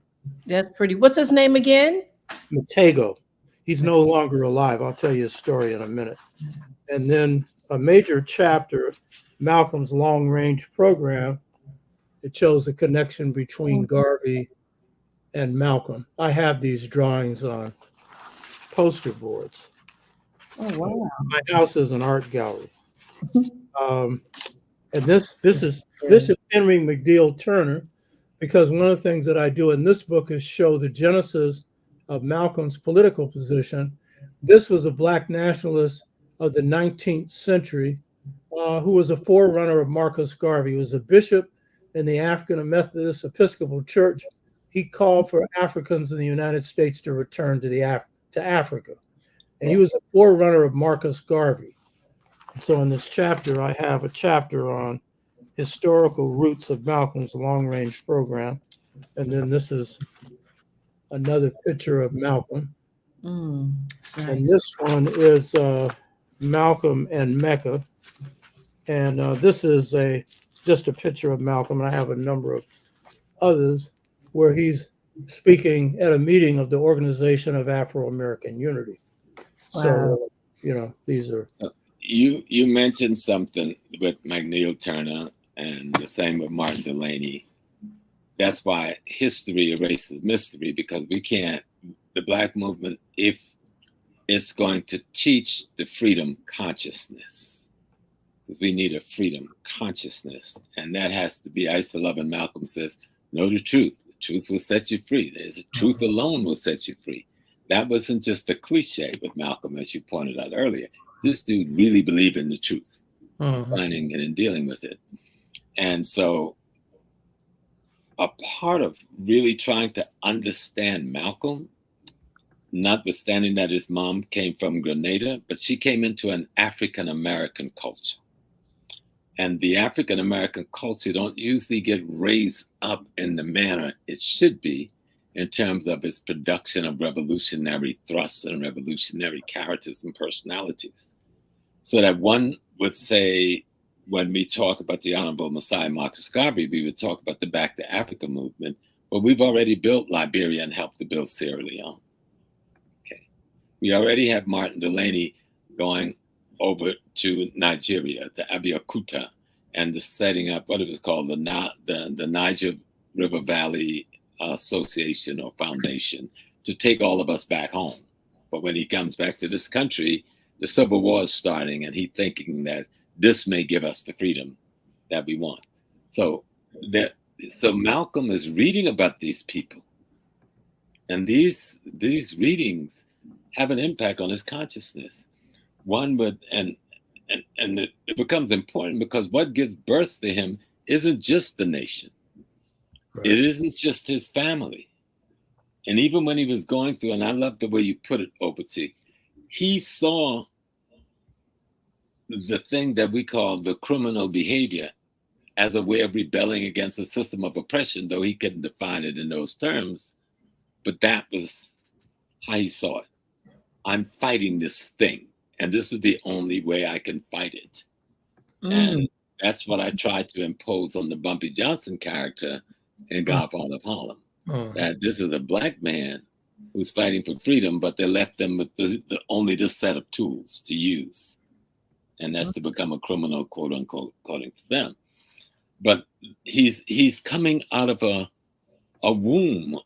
The womb is the African-American cultural and historical experience. Right. And it is an enormous experience that gets minimized too often when we discuss the great characters that it produces. And so we end up missing things. It's like the argument I have about Booker T. Washington, and I raised this argument decades ago, that the Atlanta exposition speech, which is called the Atlanta Compromise speech, is one of the best speeches I've ever seen written. Because he's talking to three different groups at the same time in the most clandestine way, using the language of the oppressor, and hoping that each group hears his message that's designed for them. And it was not a compromise at all. Because had we followed some of that, we'd own the South today, you know. And we missed that. We missed the fact that as we marginalized him without showing the glue between him and Marcus Garvey, that this is the guy that invites Garvey to come among us and bring his program. And we haven't even examined whether he was assassinated before Garvey could get here, which I believe he was. You know, he's the guy that goes to England with Du Bois to help set up the Pan-African Conference and probably finance Du Bois. Du Bois had no money. Booker had money, you know, and used his propaganda machine to support it. But because he didn't go and speak at the conference, he gets marginalized historically as being against it, which is not historically accurate. So when we come to looking at Malcolm, let's look at what gives birth to him overall. And it is his family for sure. It is the institution he becomes a part of. It is the set of experience that he had in his life, in his personal life. But it is that larger people out of whose womb he's arising. And that is the African-American historical cultural experience. That is an experience that never lost its grasp on Africa. We go back to the 1700s, and Prince Hall names the lodge that he puts together. And this is just one of many organizations, the Free African Lodge, not the Free Negro Lodge, not the Free Colored Lodge, the Free African Lodge. Richard Allen and them said the African Methodist Episcopal Church, not the African Negro Episcopal Church. Okay, and it just goes on and on. T. Thomas Fortune and those sisters out of Rochester call it the Afro-American League, 1892. So there is this consciousness that lives in this culture that he's birthed into. Yeah, and I think that these are very important points that you're making. There's a foundation that we draw from. And so the people like the bishop that I referred to, Henry McNeil Turner, he's coming out a part of that. But the key thing is, and this is why the South Carolina experience is so valuable, because that was the major entry point from Africa and the Caribbean into the United States, was South Carolina. And it had a huge population. The largest, the most dangerous rebellion was conceived there. Denmark Bessie's rebellion, made up of freshly minted Africans, and then first generation and then second generation African Americans. And Gula Jack, who is the spirit priest for this movement, and then Denmark Bessie, who's coming out of the AME Church, who's pushing a theology of liberation. And calling for Black Jesus figures in the church back in that day. Right. So there's this fusion, but the key point is, and this is what was missed, the nation missed it. Malcolm was beginning to see it. And it was that in the course of slavery and the effort to wipe our culture out, we recreated a new African culture.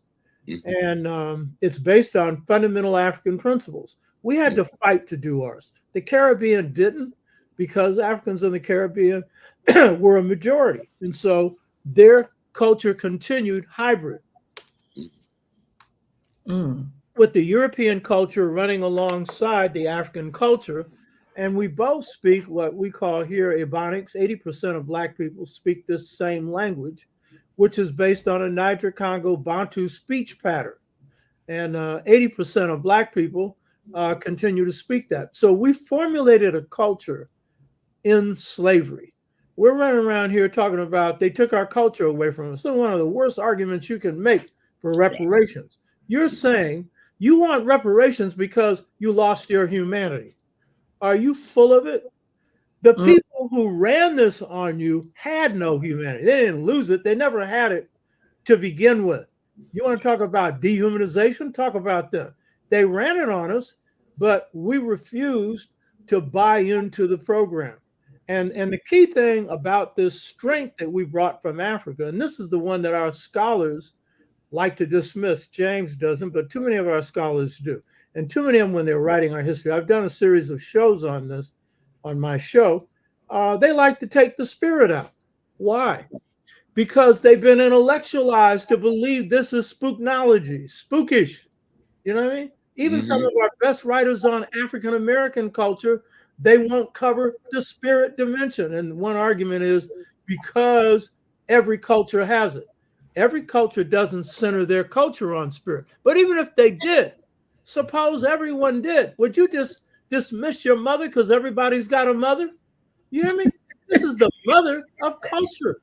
Spirit, baby, not spiritual. See all this stuff about spiritual. That's an abstract, intellectual discourse. No, it's spirit. And this is the key thing.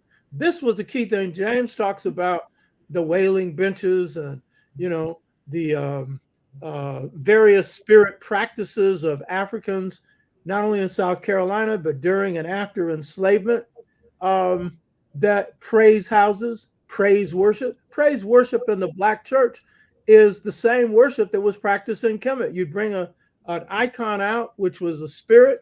It was a statue that was embodied with spirits. Once or twice a year, people would sing, dance, play drums to raise the spirit. And so one of the key things with the Black church that's not understood, and this is true of the revolutionaries, one of the reasons why our movement in San Francisco was successful, we formed an alliance with the Black church. It only worked so long. They sold us out after a while, but they worked when we needed them. And when they were gone, fine. But the key point is the founders of the Black church, that's not the AME, you know, that's not the National Baptist Church. No, these are the churches formed after slavery because the overwhelming number of Blacks during slavery were not Christians.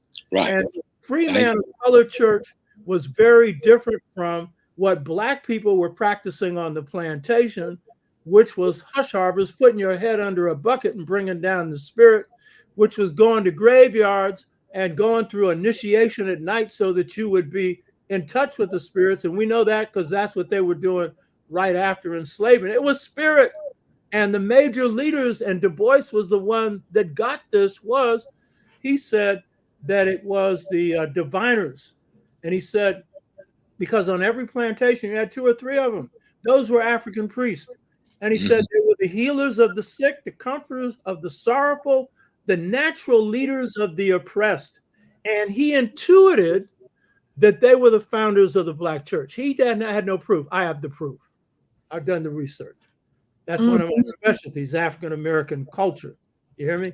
I spend as much time on the African American part as I do the African part. One of the big mistakes of Africana scholars is it's all on Egypt. It's all on Africa. They leave the African American part out. What is the point of African history if you don't apply it to your reality? And the reality is the African American recreated a culture here. And this is why I say this. And, you know, I had one of the most brainwashed people you could think of on my faculty. He was from Africa. Hope he doesn't watch this show. Not going to name him. And very brilliant, too. You know what I mean? Very brilliant. You know what I mean? And so we're at a holiday celebration, you know, a European holiday. All the faculty are there. And he makes this comment. I was surprised that he would make it. It wasn't any insight to me. He said, the African American, now he's from, I won't say what part, because then he's listening. He would really know I'm talking about him, but he'd know I'm talking about him anyway. But this is representative not just of him. He said, the African American is the most creative African, I would add, the most creative people on the planet. And let me interject a motive for all of that. Go ahead. The African American is the greatest melting pot of African spiritual cultures in any single community in the world. Well put. Yeah. Well put. That we create a fusion that gives us the right to refer to ourselves as Africans Mm-hmm. versus Well any put. other ethnic definition.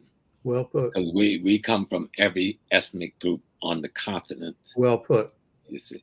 And we formulated the concept along with the people from Trinidad, Pan-Africanism.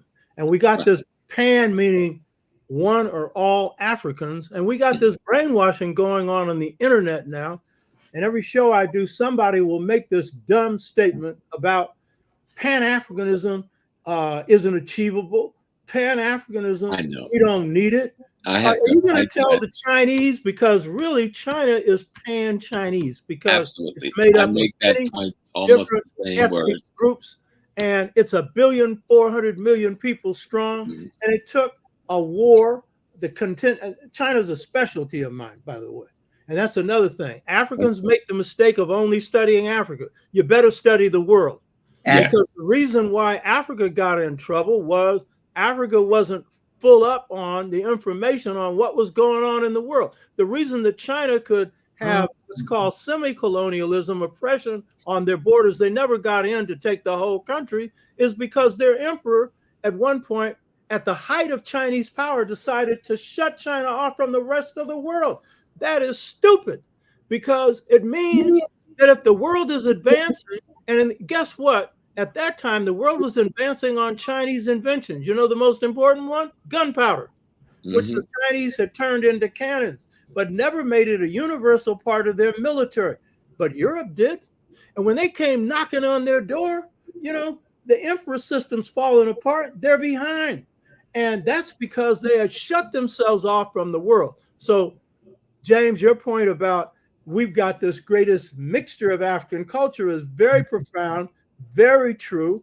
Heavily West African, but not just West African. We've got East African. We got Central African, Niger, Congo, Bantu people, not South African because they weren't enslaved. So yeah, that mixture. But the key point is the reason that we're the most creative, it's not because we were special. We were the same people that were brought to every other island. We just got dropped off here. But because of the fact that this was a settler colony that was in the process of successfully wiping out 90% of the native inhabitants, they were successful in populating this country, whereas in the Caribbean, blacks are the majority. Here, whites are, but in certain areas, we were in the South and different places. And so as a result, we had to struggle to maintain this culture. But the fact is, no people live without culture. So that's what makes us the most creative, because our culture was a creative invention. And that's why at every turning point, and it's always the grassroots, and it's true in the Caribbean as well, the most oppressed who will innovate the new cultural forms on every level. Hip hop, that's what happens with them. And so we bring it back to Malcolm. Malcolm would symbolize for his day exactly what hip hop symbolized for its day. Yeah, well put. Malcolm represents an innovation. Right. Let me bring that. I want to bring it. Most people don't know that in 1910, an Iranian young man released from jail in Turkey, known as O.A.A.U, came to New York City and started a Black Muslim movement. Even though he was Iranian, most of the followers of that movement were Black folks. That morphed into the Baha'i movement. This is before the Nation of Islam. And then you got Noble Jew Ali, who would go and study in Kemet for a while, and he would come back with the Moorish Science Temple. This is still before the Nation of Islam. Both of these Islamic movements, predominantly Black, right? And then you would get the emergence of what becomes the Nation of Islam. Now, this becomes significant because Malcolm is not blind to some of this history. He actually knows some of this history. I had his library. I slept in his room. I wore his pajamas. Ella was trying to make me her new Malcolm, until I started rebelling. But I was given access to so much of this young man's life, when I joined O.A.U. Remember, I was only 21 years old at that time. But as we see those Islamic movements, remember about 30% of the population that is enslaved by the British in North America are Muslims before coming here, somewhere between 20 to 30%. Because you've got something happening in the 15, 16, well, 16, 1700s and into the 1800s called the jihads. One of the biggest is called the Fulani jihads, which is taking place in West Africa. And one of the greatest leaders is one they call Shehu, who's by the 1800s. So there's these wars between, and we rarely talk about it because of the love we had for Islam coming out of Malcolm's teaching, Elijah's teaching, and the other thing, that we didn't talk about the wars that Islam waged against West Africa, that African Muslims waged against West Africa. We talk about the Moors, but we don't talk about the Moors when they get kicked out of Spain. They turn on other Black people who were not Muslims and impose their versions of Islam on us. And so right up until the late 1800s, these wars are raging across, these jihads are raging across West Africa. Okay. Mm-hmm. And the victor of any of these battles is selling their prisoners of war to the white folks. Okay. And then if we look at much of the history, the population along the coast, like the Fanti people and the others in Ghana, they're not the main products of the slave trade. These tiny little people are not. And they're marching us from the interland. There's something else going on. Let me see if I can put this out there, because we need to understand this thing really clearly. In the 800s, the whites take over Islam from the then dark Arabs. The Arabs will never get control of Islam again until after the First World War, when the British will put some of them in place in Saudi Arabia and in Jordan. You're talking about the Turkish takeover? Right. And so you have this massive Turkish and Serbian, the Eastern European, who are Turkish slaves, who will take the system from the Turks. And because we don't speak Arabic and French, a lot of the history on this is in French and Arabic, and it is the ethnic cleansing of Nile Valley people. Mm-hmm. And in that ethnic cleansing, they're driving millions and millions of us into West Africa, into what they call the Western Sudan. Oh. And it is those people that are being enslaved, because the way the thing works, say me and you, the three of us, we're in the village. The Queen Mother, the King, and I'm the son of the King. The Arabs and their horses and their Arab friends and their African Muslim friends, with their collaboration with the new Christian people, because the Christian is tapping into an Islamic Arab slave system that existed for 1,500 years. Let's tell the truth, right? And so they're now collaborating, and they would come to the village and says, we're coming back through here in 1 month. We want 50 men, 20 women, etc. Now you don't have them for us. Then we will take from you. What are you going to do? You have no army. You have no weapons. You got a problem. Who ends up getting caught in the catch-22? The new refugee society that's coming from the millions from the East, because we are not taking into account the ethnic cleansing of Nile Valley that's taking place under the Mamluk Turks, the Seljuk Turks, the Ottoman Turks, and the Eastern European Serbs. We were actually, when I was a Muslim, I was praising Salahuddin. I didn't know who Salahuddin was.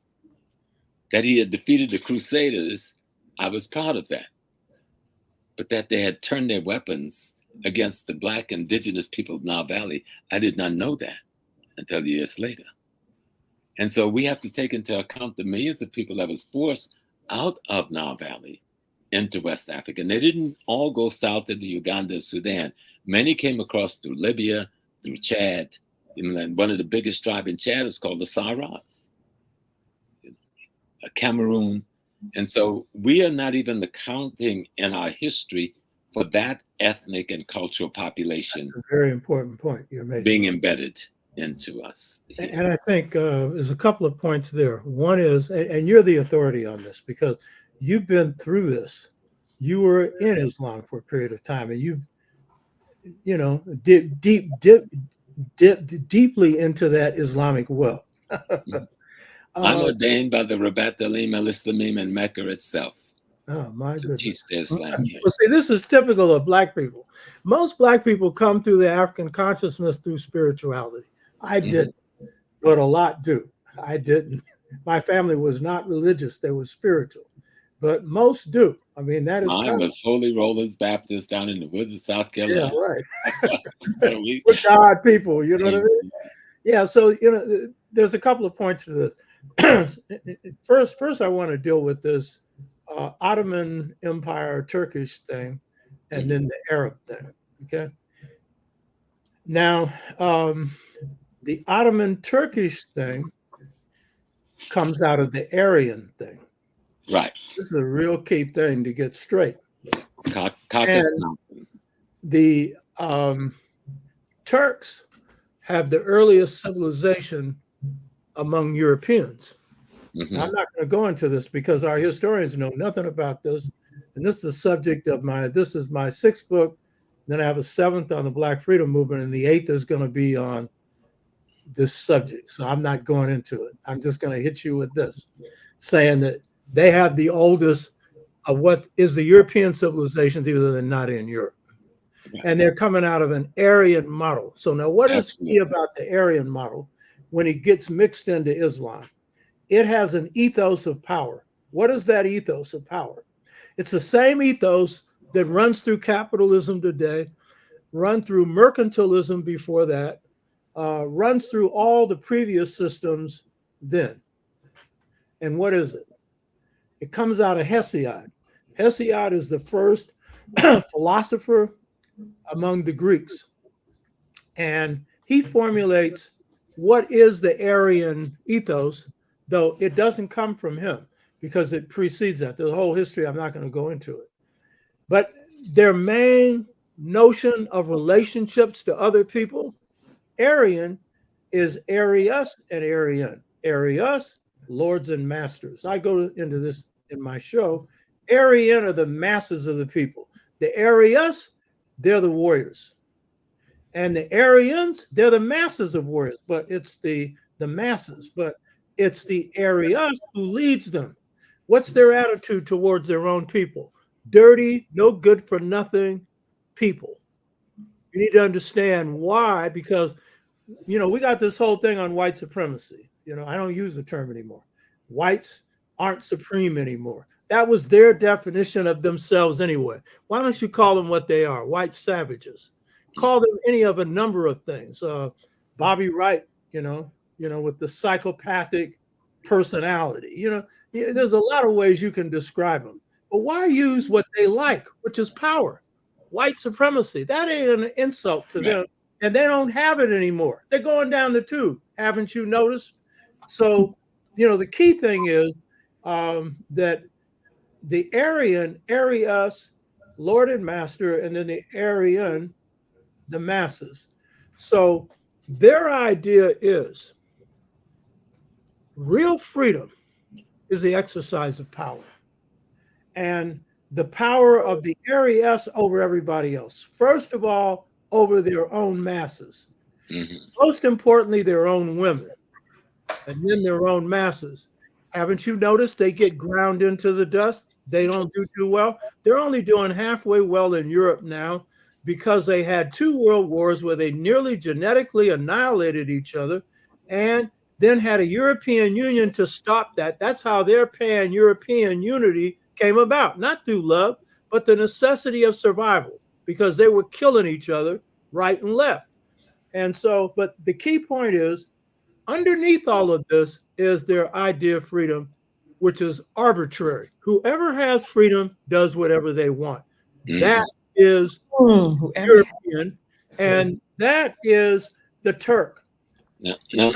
And that's also true of the Persians, Now, let's look now. Malcolm goes to the Middle East in 1956. So it's a myth about the change, and he saw white people in his land. Exactly. That's a myth. He knew exactly what they were. He had been over there, and he went over there to open the door for the Honorable Elijah Muhammad. When I got to Mecca, and I went to the Rabat Dalim al Islami, and I took my credentials in '74. The first person they asked me about was not Malcolm, even though my credentials said I was a disciple of Malcolm X. The first person they asked me about was Hajj Muhammad. And I said, excuse Elijah me? Muhammad. Elijah. Yes. Yeah, when he tried to make a Hajj. Yeah. But they credit him as a Hajj at the Rabatal. So they referred to him as Hajj Muhammad. Now, some people say, but he just made the Umrah. But there was all kinds of allowances. Like Masons, you could get 33 degree without studying 33 degree, depending on what you've accomplished in the other place. Same thing with Hajj, right? And yeah, so the second thing about the Arab piece is this. And I didn't get this from John Henry Clark, but I was, I delivered my book, Return to the African Mother Principle, Male and Female Equality, to John's house in 1995. He wrote an introduction. Asa Hilliard did, so I brought the book, and he gave me a book to read in part, had me go upstairs and read. It was about the Arab in the desert, but I didn't get this from him. The Arab definition, because always look at the power concept of any culture that you're dealing with, because I'm a strategist, I'm a warrior, and I've lost no battles. And the first thing you got to know is your enemy, and you got to know what they're operating on. You know what I mean? And I didn't know this when I was leading San Francisco Freedom, and when I got philosophical later. But I knew basically how they operated, and so how you could whip them. But the key thing is with the Arab, they have a different conception of power, but it's very close to the Aryan model, but it's very different. And this ties into what's happening in Palestine right now.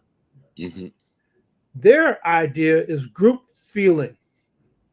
Group feeling. What does that mean? The Arab comes out of the desert. They live in tents, that is, historically. Some still do. And so it means that the family under the tent that is the strongest rules. That's the Arab concept. And so you always see the Arabs struggling for power. It's rare that they can stabilize power. And when they do, they buy a lot of people off, like Saudi Arabia, the Emirates, and groups like that right now. So here's the point about that. Just as the Aryan has a contempt for their own people, and then, of course, they're going to have a greater contempt for people outside of their own people. And then when racism comes along, combine those two attitudes and you have genocide. Then what ends up happening with the Arab with this idea of group feeling is the one with the most power rules. They don't care 2 cents about the masses of their people. And so if you're looking at what's happening in Palestine right now, the people in Saudi Arabia, the United Emirates, all of them, they're getting ready to strike a deal with Israel.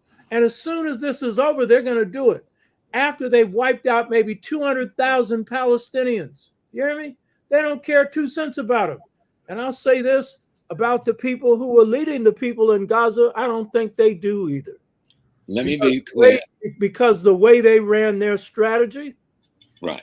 They knew that when they knew what would come after them. Backward group of people in power, they knew the hell that would be rained on their people's head. And you're going to go around here and run a strategy like this at that time? Wait at least until Netanyahu's out.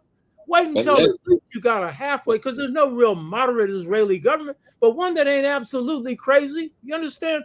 Because in the end, what are they looking at? They're saying they haven't lost because they're guerrillas. So you can't kill all of them, but you've lost 200,000 of your own people.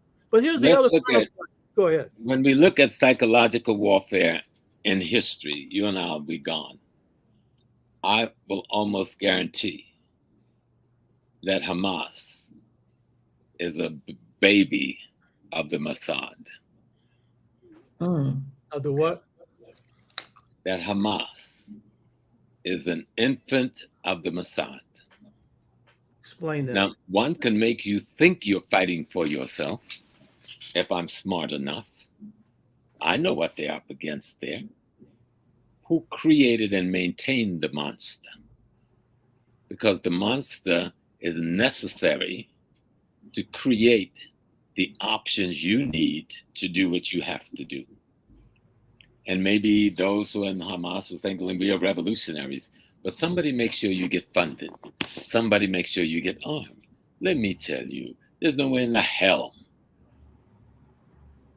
they would be allowed all of that ammunition, given the powers that be in the Middle East, okay? Somebody allowed for that because it is a necessity. Out of necessity, you have to commit the act that will necessitate me completing my program of annihilating you. Now, you may well be unconscious of your own behavior, but I know enough about history. We've seen how we've been manipulated by their mind control using media. What did you think they could do with a fishbowl in the desert? Now, another key point that you're making about the Arab thing and their hit on African civilizations is this. What the African does when Islam comes in, some convert voluntarily. They're not forced. And then some is forced conversion. But what ends up happening in West Africa is they Africanize it. And it is more African than it is, Arab. Right. And that is what hits the African who comes into the United States. If there are warriors who are fighting jihad or whatever, some of them were fighting against traditional systems that had become corrupt. So there was a variety of these things. So, for example, Ella speculated that Malcolm's great-great-great-grandfather, Ajar, was Bambara. She speculated. He was 6'4", a warrior and a builder. Malcolm didn't know about him. That comes after Malcolm's death, that one of his relatives, his brothers, did the research on this. But you can see genetically that all the men are 6'4". Most of them end up not being carpenters, but builders. Malcolm's father was a master builder. Malcolm had the skill, but he became a builder of people, a builder of societies. But that Bambara was a warrior, and the Bambara were warrior cultivators. And so some of them were Muslim, but only nominally so, because they were traditionalists. Right, but let's remember the clarity about Muslim theology is that it is African theology under an African and later Turkish cultural cloak. And so if we understand the essence of it, that the Africans didn't have any problems with it when Abdul al-As would invade in the 8th century, or it's the 6th century, when he invades Egypt against the orders of Omar, who's the second person to lead after the death of Prophet Muhammad. And Omar decided, don't invade the Romans in Egypt, back off. But he sent in that letter, which is a part of history, but if you've already engaged them in armed struggle, then make us proud. Al-As had not yet engaged the Romans, but because he was being backed by the Abu Sufyans and some other forces, he lied to his leader that he had already engaged them. And he continued the invasion of Kemet. Now, Omar would get whiff of this later, and he would be assassinated while he's making prayer. These are the things about Islamic history. People know Islamic religion, but don't know the history of the people who are implementing all of this stuff.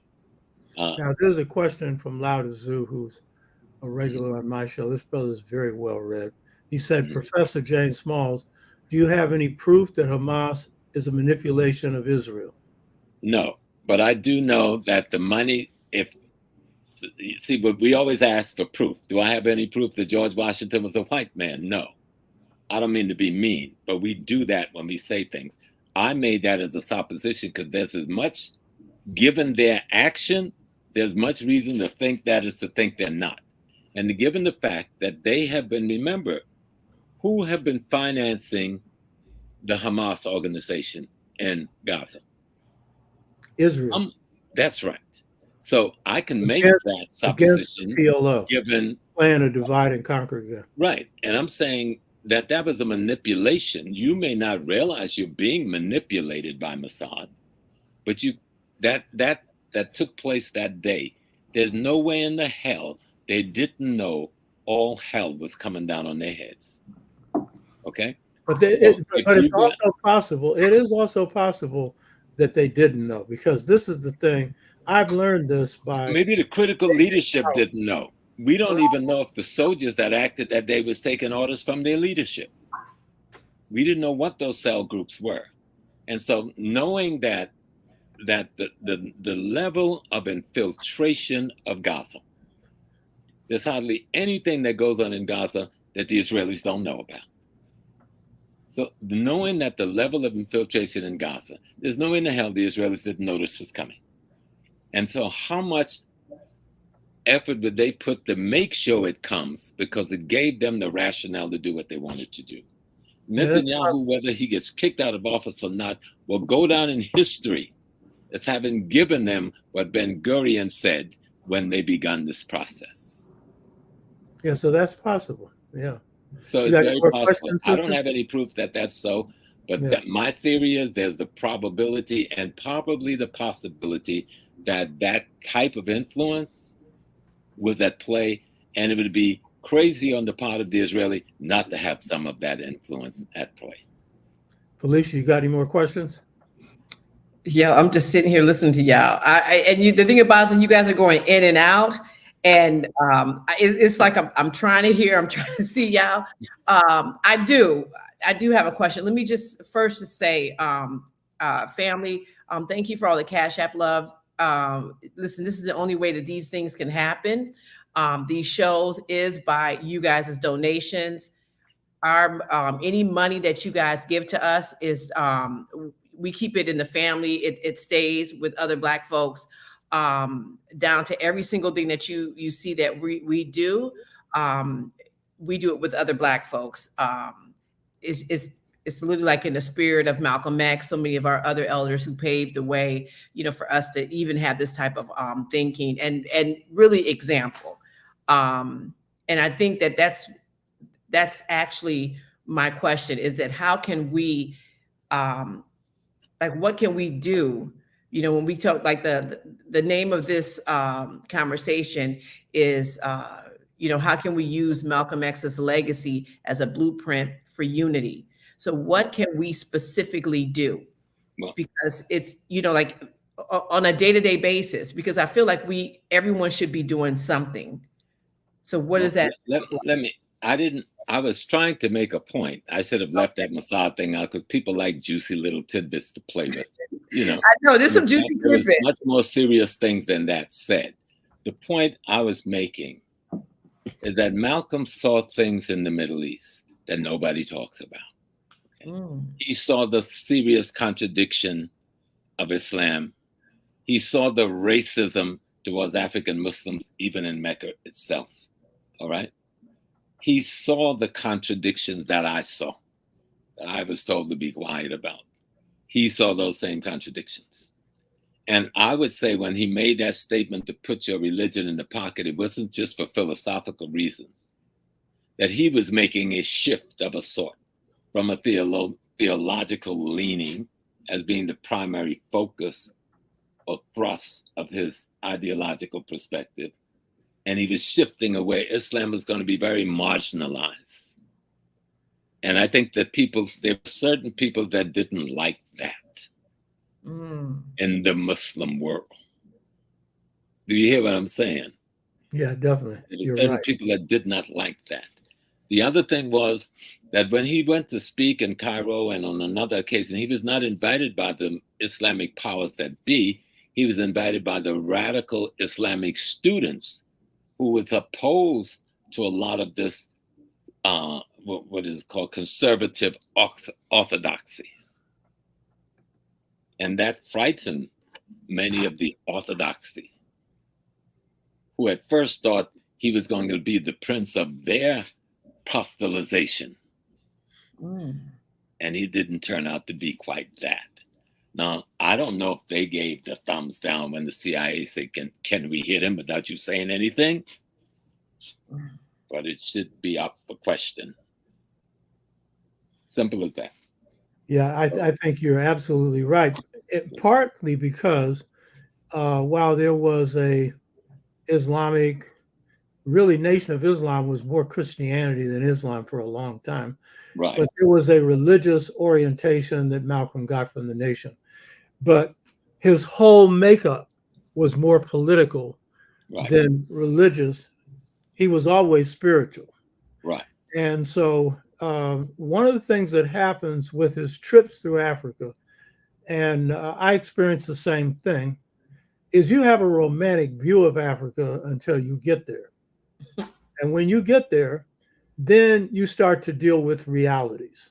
And so when he made his 2 trips to Africa, more than just the Mecca stuff, he was dealing with what he was seeing on the ground level.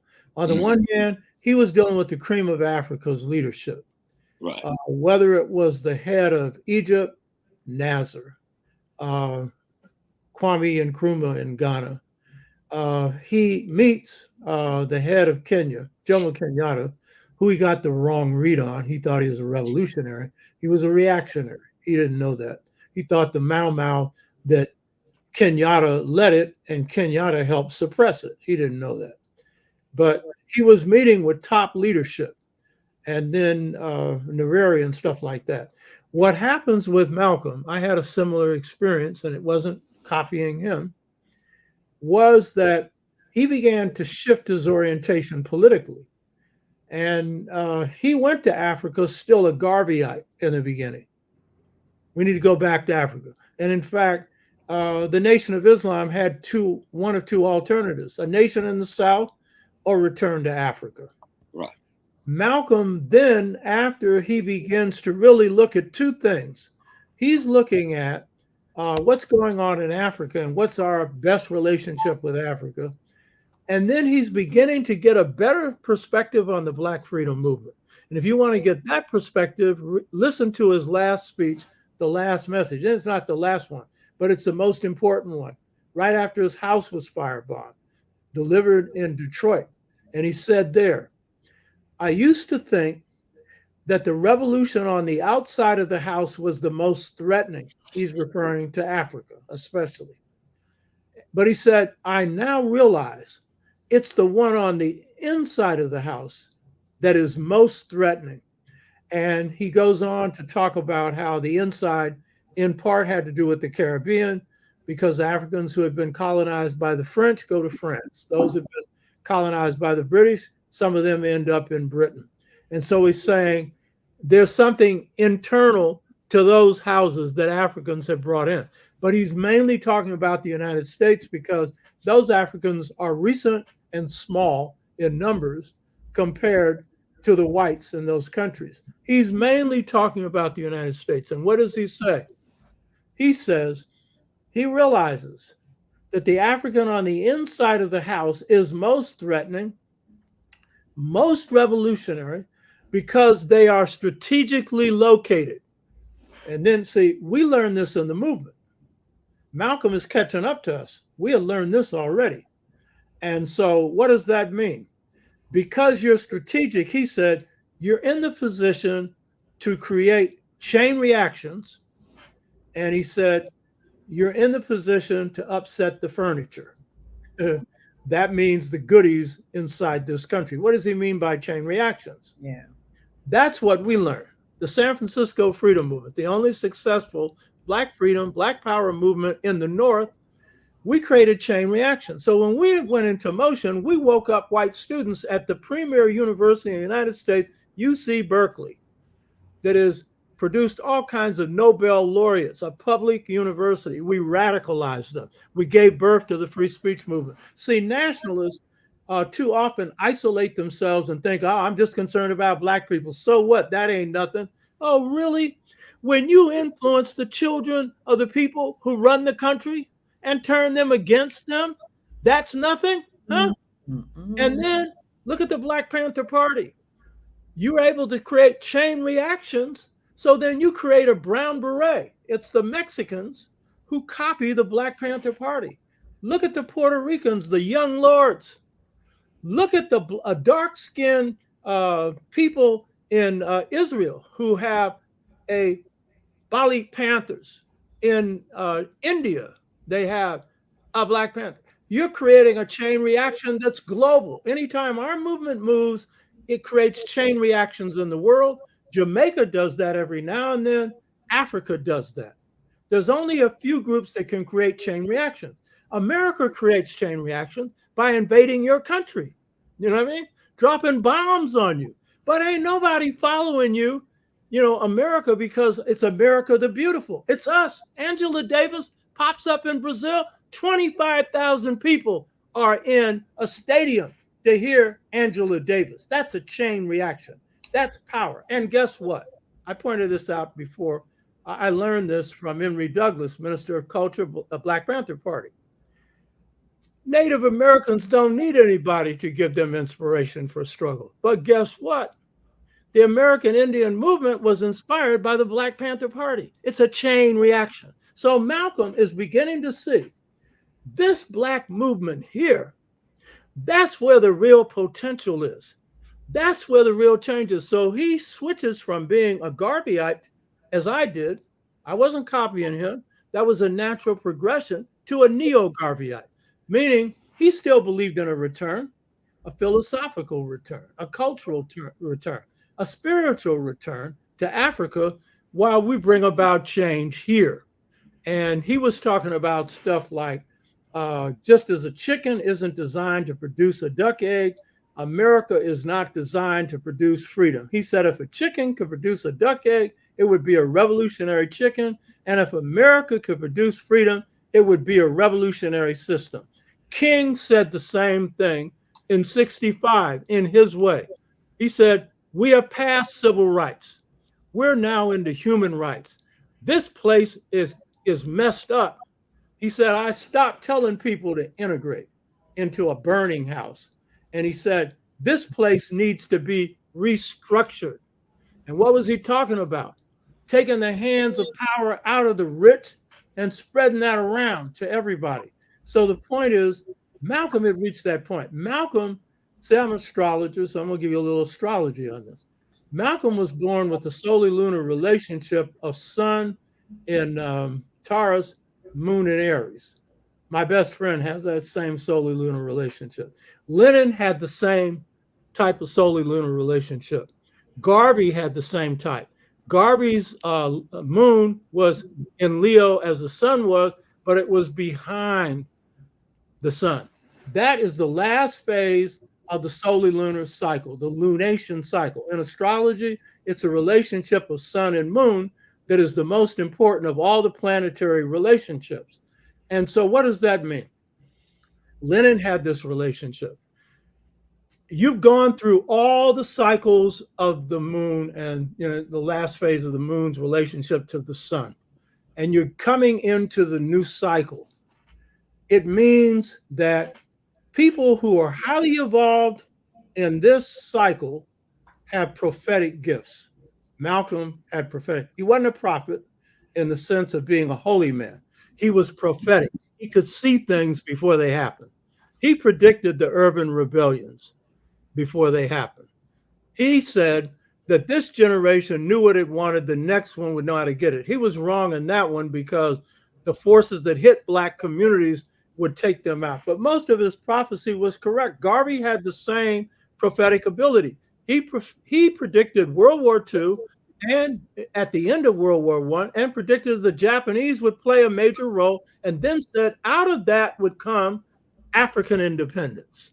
Garvey predicted that, 1919, 1920. Now, here's the other thing about people in this solar lunar relationship. They tend to organize tightly knit groups. That's what Lenin did. That's particularly what Malcolm did. So to understand Malcolm is to also, and so once he's conscious, because a lot of people that have this solar lunar relationship, they ain't revolutionary. They're not prophetic, because if you're not piping into a cause higher than yourself, you're not going to be able to predict anything. You know what I mean? Nothing for the masses of people. So when you're talking about, so what do we get from Malcolm we can use today? There is no format. So don't expect to go to Malcolm and here you got these answers. It don't work like that. And in fact, movements don't work that way. No two are exportable, and it's in the same country. The Southern movement, That drove the Northern Black Freedom Movement. But those of us that were successful, we didn't pattern ourselves off after them. I'm a strategist. I knew their strategy wouldn't work among us. Didn't even think about using it. So we're under different circumstances now. So in order for us to build unity now, then we have to deal where we're at right now. And we're at a point of breakdown. Our communities are broken. And that's due to the forces that have hit us. We've got to rebuild them. Our families are broken in a way they've never been broken before. Slavery didn't cause this. These are post-1968 forces. I discussed this on my show. My book, The Integration Trap, Generation Gap Caused by a Choice Between Two Cultures. Those last words, a choice between two cultures, those are God's words. God gave me the answer for what was the cause of this, and therefore what's the solution.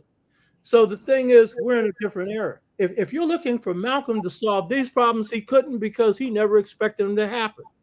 So we got to get creative to rebuild families, to rebuild communities, to rebuild power among our people, to rebuild economic power. And by the way, the nationalists, you know, the Afrocentrists who are supposed to be so much on African history and culture, they're dead ignorant on economics. And that's the key thing that you've got to deal with to build power among our people. And that's a necessity. Why don't you have sisters or brother? Because no finance, no romance. Or you might get in bed and think that's romance, but that ain't gonna last. Because if you ain't got a cent to pay the rent, you ain't gonna make it. You know, we had the song in the 60s, you ain't got a cent to pay the rent, but we gonna make it. Oh yes, we sang about that. That ain't working now. You know what I mean? So we gotta deal with this. And at the same time, you know, the culture of our people is going to be the key to that. But it ain't just Kemet. It isn't just Africa. That's part of it. It's the new African culture. It's the merger and then the strengthening of it. So it's a lot of work we have to do. This is contemporary. I don't live in the past. I use the past to give me an idea of how to move in the future. I am a modern traditionalist, and then I'll take the best of the past and use it. But you gotta get original, and you gotta be practical, and your stuff has gotta work. And right now, the youth, there's a lot of creativity in the youth, and a lot of us don't give the youth credit. Trump was out of the White House because of the youth. That was Black Lives Matter. A lot of Afrocentric people don't like it because they had these sexual views and they had all kinds of, and it was mixed and it was a whole kind of, it didn't fit your model. Were you expected to fit your model when everything's messed up? Huh? You can't find a single Malcolm X among them. No, because the day of Malcolm is over. This is the other thing to get straight. Single leaders are not what's going to happen now. It's too complex. I was telling this to the National Black United Front for years. That's horse and buggy stuff. I'm charismatic. So yeah, I could run around here and be some great leader. Yeah, and get shot. I'm not worried about that. But the point is, ain't no single leader got the answers for the problems we got now. They're too complex. And so when Black Lives Matter pulls out of Ella Baker's bag, group-centered leadership, that was brilliance. And then they called it Black Lives Matter. I was listening to Maulana Karenga talking about that, how smart it was that they came up with that. Because, you know, you are really formulating this idea of humanity. Black Lives Matter. And so let anybody come around and say, you can't say that. All lives matter. White lives, you sound like a fool. It was very smart, the position that they took. And as a result, they knocked Trump out of the White House. And we don't even celebrate it because some of us don't know what power is. And when it's being expressed, we don't appreciate what's going on right under our nose because we like all this victimization and, oh, how messed up we are and blah, blah. And I'll end on this one. Ray Richardson, who was co-owner of Marcus Bookstore. Now, this is down-home folk stuff. It ain't pretty. Because she had said it once and I got it wrong. And so she corrected me on it. This is what she said. As messed up as we are, we're not as messed up as they are. And we're smarter. And we aren't all messed up, by the way. But there is mess. And this mess that we got to clean up, most of which is not of our making. But that doesn't mean that if your house faces a storm, you know, whether you have insurance or not, you're going to have to do something to help clean that up. And so we've had storms hit our community. You're looking at what's happening right now in Gaza. You know, you're looking at what's happened in Africa, destabilizing them to the World Bank, International Monetary Fund. We got hit, and we're still getting hit. And there was no disaster aid for us. You understand? We're the aid. We're going to have to figure this one out and pull it back together because the white boy's in decline. This is the only time in human history where a nation that was dominated by one racial group is changing, and they're no longer going to be the dominant racial group. And again, those of us who don't wield power minimize that. Say, well, yeah, they can still run things. Well, it's true. A minority of people run white people, let alone run the country, let alone run the world. But it was based on a white numerical advantage that was heavily armed. And as those numbers go down, that's why this election's so important for people that don't get it. If Trump gets in the White House, you're going to see some dust grounding you like you've never seen before. And the fact that blacks aren't even alarmed at this, haven't read Project 2025, you hear me? By the Heritage Foundation, haven't stuck their head in a book, don't know what's coming down. You ain't even listening to what Trump is saying on the campaign trail. He's running that campaign. And it is going to be to deport every African that they can throw out of this country. It is going to be to knock out the civil servants that are heavily black, by the way, and put in part-time or political appointees that follow him. It is going to be to see every regulation that protects the environment go down the tube. And it's going to be one person who makes his decisions. You hear me? And if you think that's nothing, then I don't know what you've been doing studying your history, because you're supposed to apply that past to the present. So we're dealing in a current reality. We got to rebuild our own communities.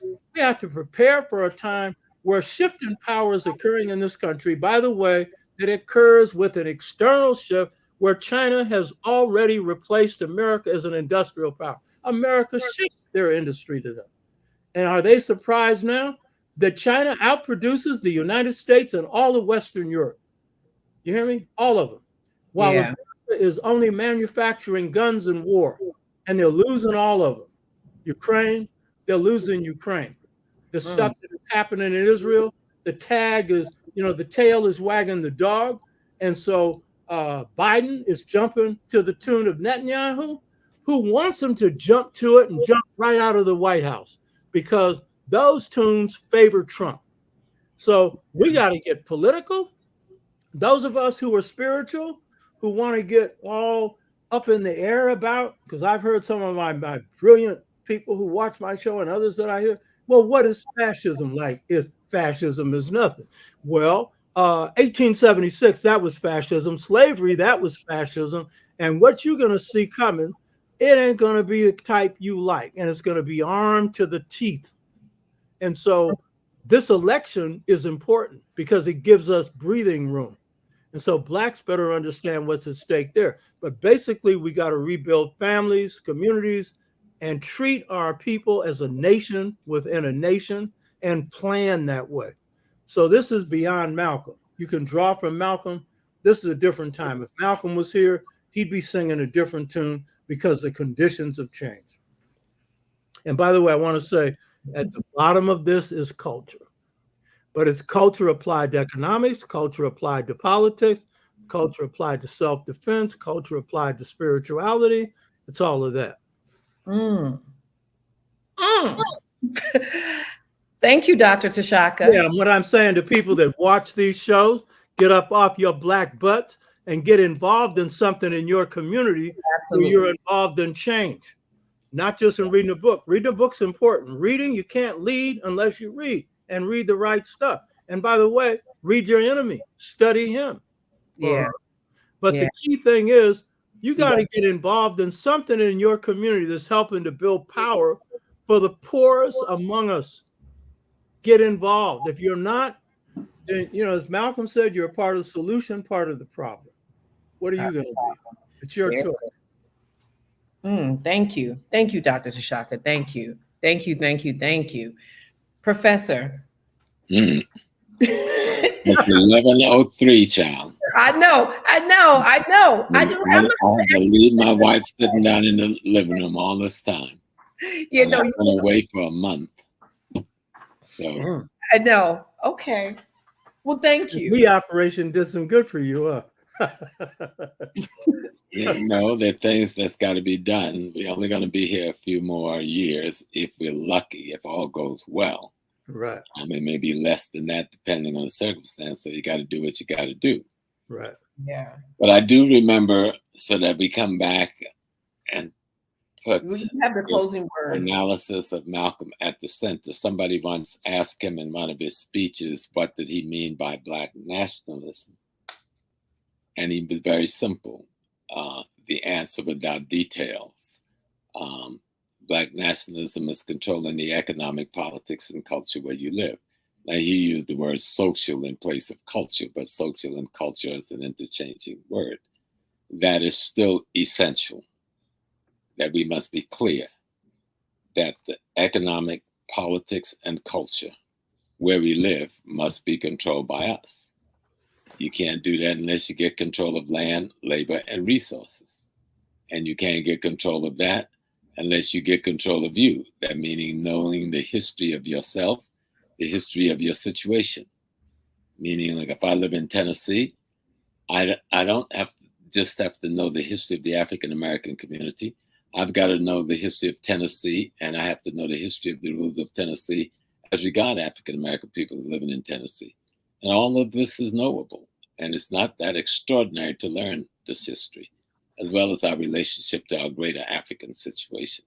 But if we can't control the basics, the most fundamental, the economic, politics, and culture where we live, we'll never have a revolution that'll be successful. And you can't call it a revolution if it's not successful. There it is. Thank you, guys. Man, thank Baba Oba. I've heard you lay out some stuff tonight I haven't heard you lay out before. Oh, yeah, you got to look at Malcolm X. They're taking notes on my napkins and being very attentive too. Yeah, you got to check out his. I'll send you a link to Dr. Tashaka's. I just want to make some comments here because I'm looking at some of the responses about they'd rather Trump than Biden. I'm not a follower of Biden. I don't like Biden. They could have picked a better person. But I know fascism when I see it. And people who think you saying you like Trump, that's like a Jew saying they like Hitler. You don't know what you're talking about. It means you don't know your enemy. And the fact of the matter is, what you're facing now, you need to go read Project 2025. Read it. Do your homework, because it's fascism out in the open. And let me tell you something. Big business is shifting to Trump in spite of the fact that Trump went and pulled January 6th. You hear me? At first, they instructed Mitch McConnell and the head of the House of Representatives to go after Trump. They told him, go after him. How do I know that? Because they stood up and said they were going after him. And when they do that, their bosses who own the country told them to. That's when they act. Mitch McConnell is owned by the Koch brothers. You hear me? The Koch brothers are against Trump. As bad as the Koch brothers are, they realize how irrational he is, though they're fascists also. The point is this. When Mitch McConnell went to try and do that, and when the head of the House of Representatives did, they were pulled back by their own party. Why? Because Trump controls the Republican Party. They were afraid that if they went and put Trump down for trying to overthrow the electoral process of the United States, that they would be thrown out by their own Trump base. You understand? was reading a New York Times article 3 days ago. It was written 3 days ago. All these corporate leaders that had been opposed to Trump, who are now for Trump. These are fascists. All they care about is a profit. And by the way, most of you don't know, there was an attempt to overthrow the government of the United States during the 1930s, and it was William Randolph Hearst. It was the National Association of Manufacturers, and they made the mistake of, and I did a show on this. They tried to recruit the former 3-star general of the United States Marine Corps, Smedley Butler, to lead a armed insurrection to overthrow the government, and the American Legion would be a part of it. He pulled the rug out from under him. He had become radicalized after getting out of the Marine Corps. He was a racist still, but he pulled the cover on them. Why was this move made? The same reason that these big corporations now are talking about they had been opposed to Trump, but they'll support him. They don't care about fascism. They care about their profit. And you better understand that that is what's on the horizon now. They don't like an environmental policy.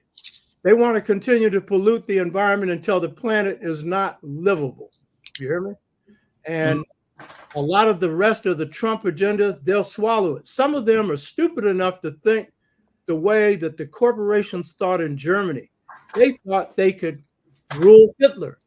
They thought Hitler didn't have enough to handle them. They haven't already figured out what Trump can do. Trump doesn't care 2 cents about him unless they kiss his ring. They've made a big mistake. So you better understand, if you're buying into this propaganda, and it's not Biden, it's beating Trump. I don't like Biden. That ain't the point. This is strategy. And you don't need to wait until they start lining your ass up into concentration camps to figure this out. So I'm really sorry to see some conscious people who are falling for this. Do you hear me? And I sound like a propagandist. A propagandist, I'm a strategist. I'm trying to tell you, go read this Project 2025. That's not propaganda. It's 1,000 pages long. Hit the book. Huh? Absolutely. Hit the book. Yeah, and you'll see they're laying it out. They're so bold that they're putting it in print. And if you sign off on that and you think that's nothing, well, wait until they start knocking on your door. You hear me? This is the most consequential election that has been had in the longest of long times in this country. And if you don't realize it, it's because you're not political enough. You haven't been watching your enemy.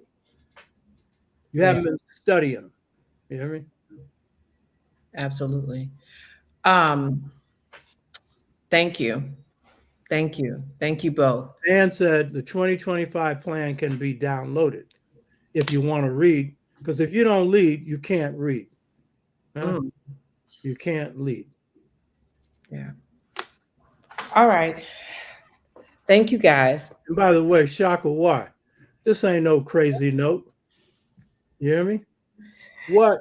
You know what? Crazy to you, because remember, in the United States, crazy is a black person that they can't control. That's what crazy is. Yeah. Who's paying me to say this? But while they're reading Project 25, they need to they were saying this for a while. One was called the Project for the New American Century.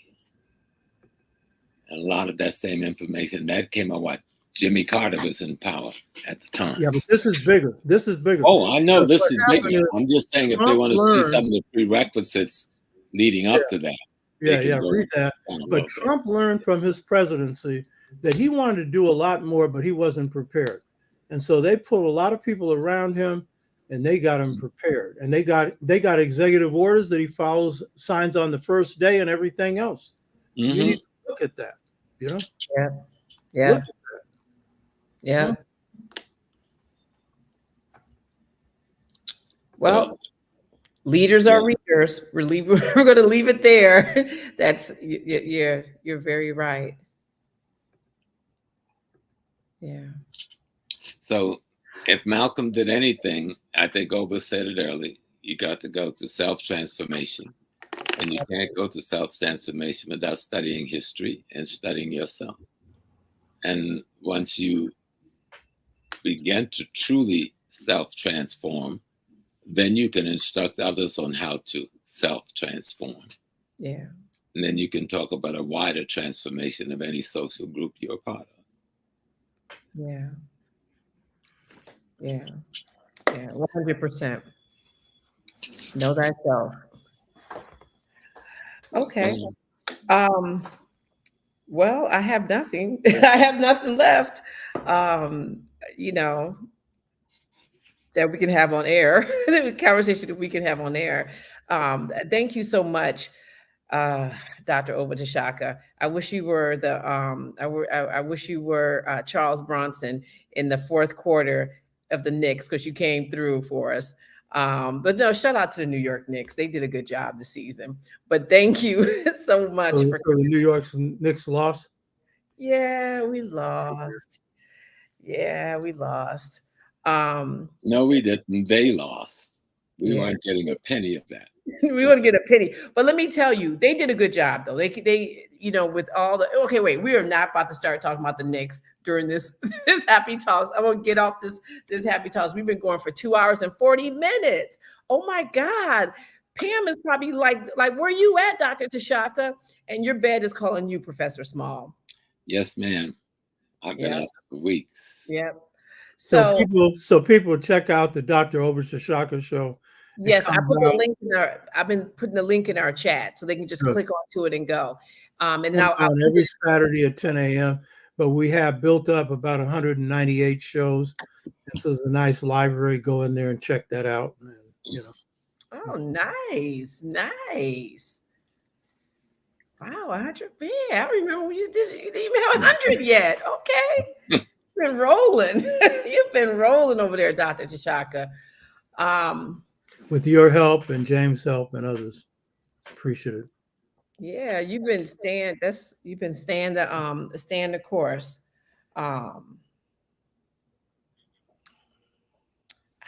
You know what? I'm getting heckled by the phone. I didn't mean to say Charles Brunson.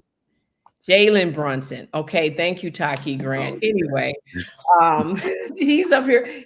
I tell you, you know what? It's always like these type of shows that I get, and then he want to heckle me on the phone as you guys are talking. But thank you guys so much for coming through. You're so welcome. Yes. And Baba Oba, it's good to see you. Good to hear you. Give my love to the Queen. And we'll talk again soon. Right on. And good to have a chance to interact with you, Brother James. Always a pleasure. Yes, sir. Honored. And Felicia, you're lovely. Keep up the good work, you and your partner. Thank you.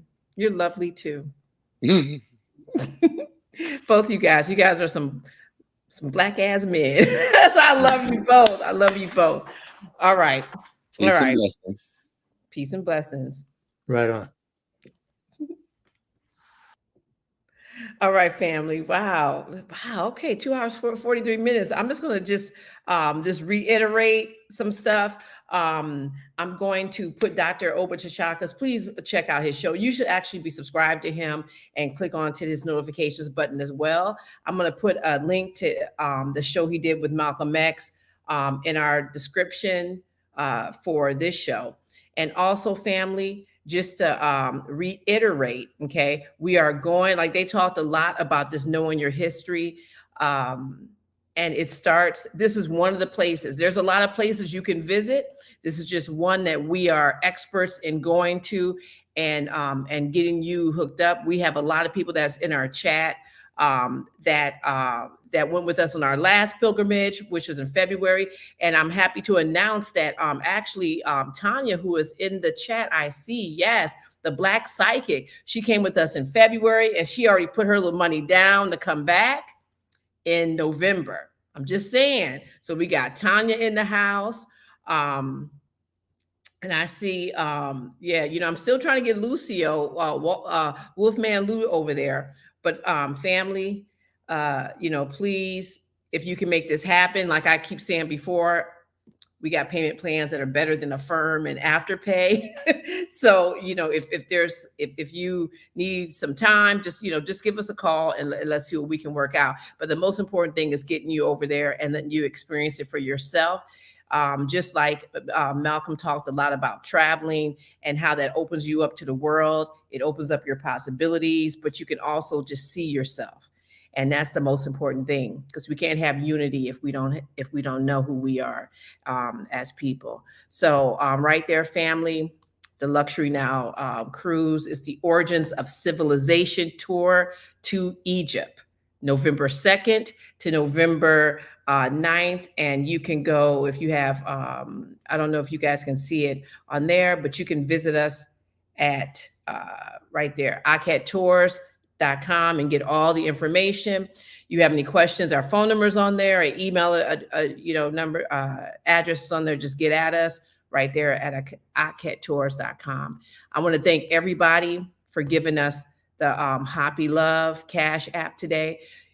Listen, everything down to like this picture, like hiring a graphic artist to make our logos, our presentations, all those things. Those are other Black folks that we employ.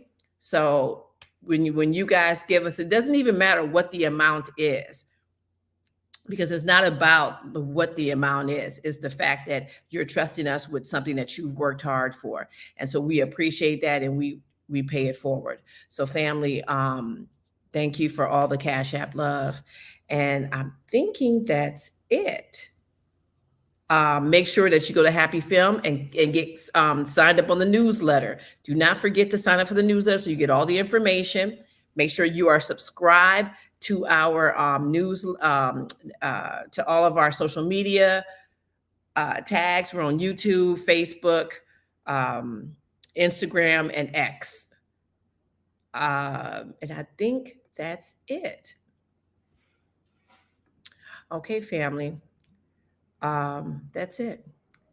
And so usually I always Professor Small was here, but he already signed off to say, what he always says.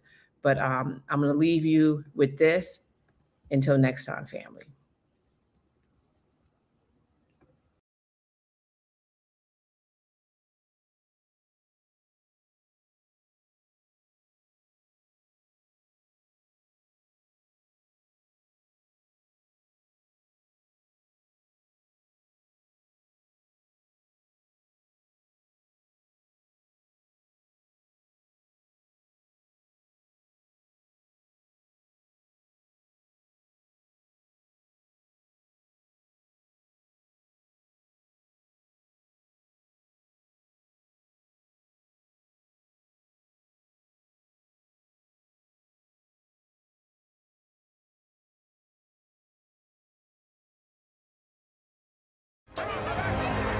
I don't know what we can talk about in this nation without talking about white superiority. Honestly, Who defines the meaning of God also defines the relationship between economy and God. African Americans spent $1.3 trillion last year, making us the 16th wealthiest nation in the world. Why have we not turned those riches into wealth to develop our community?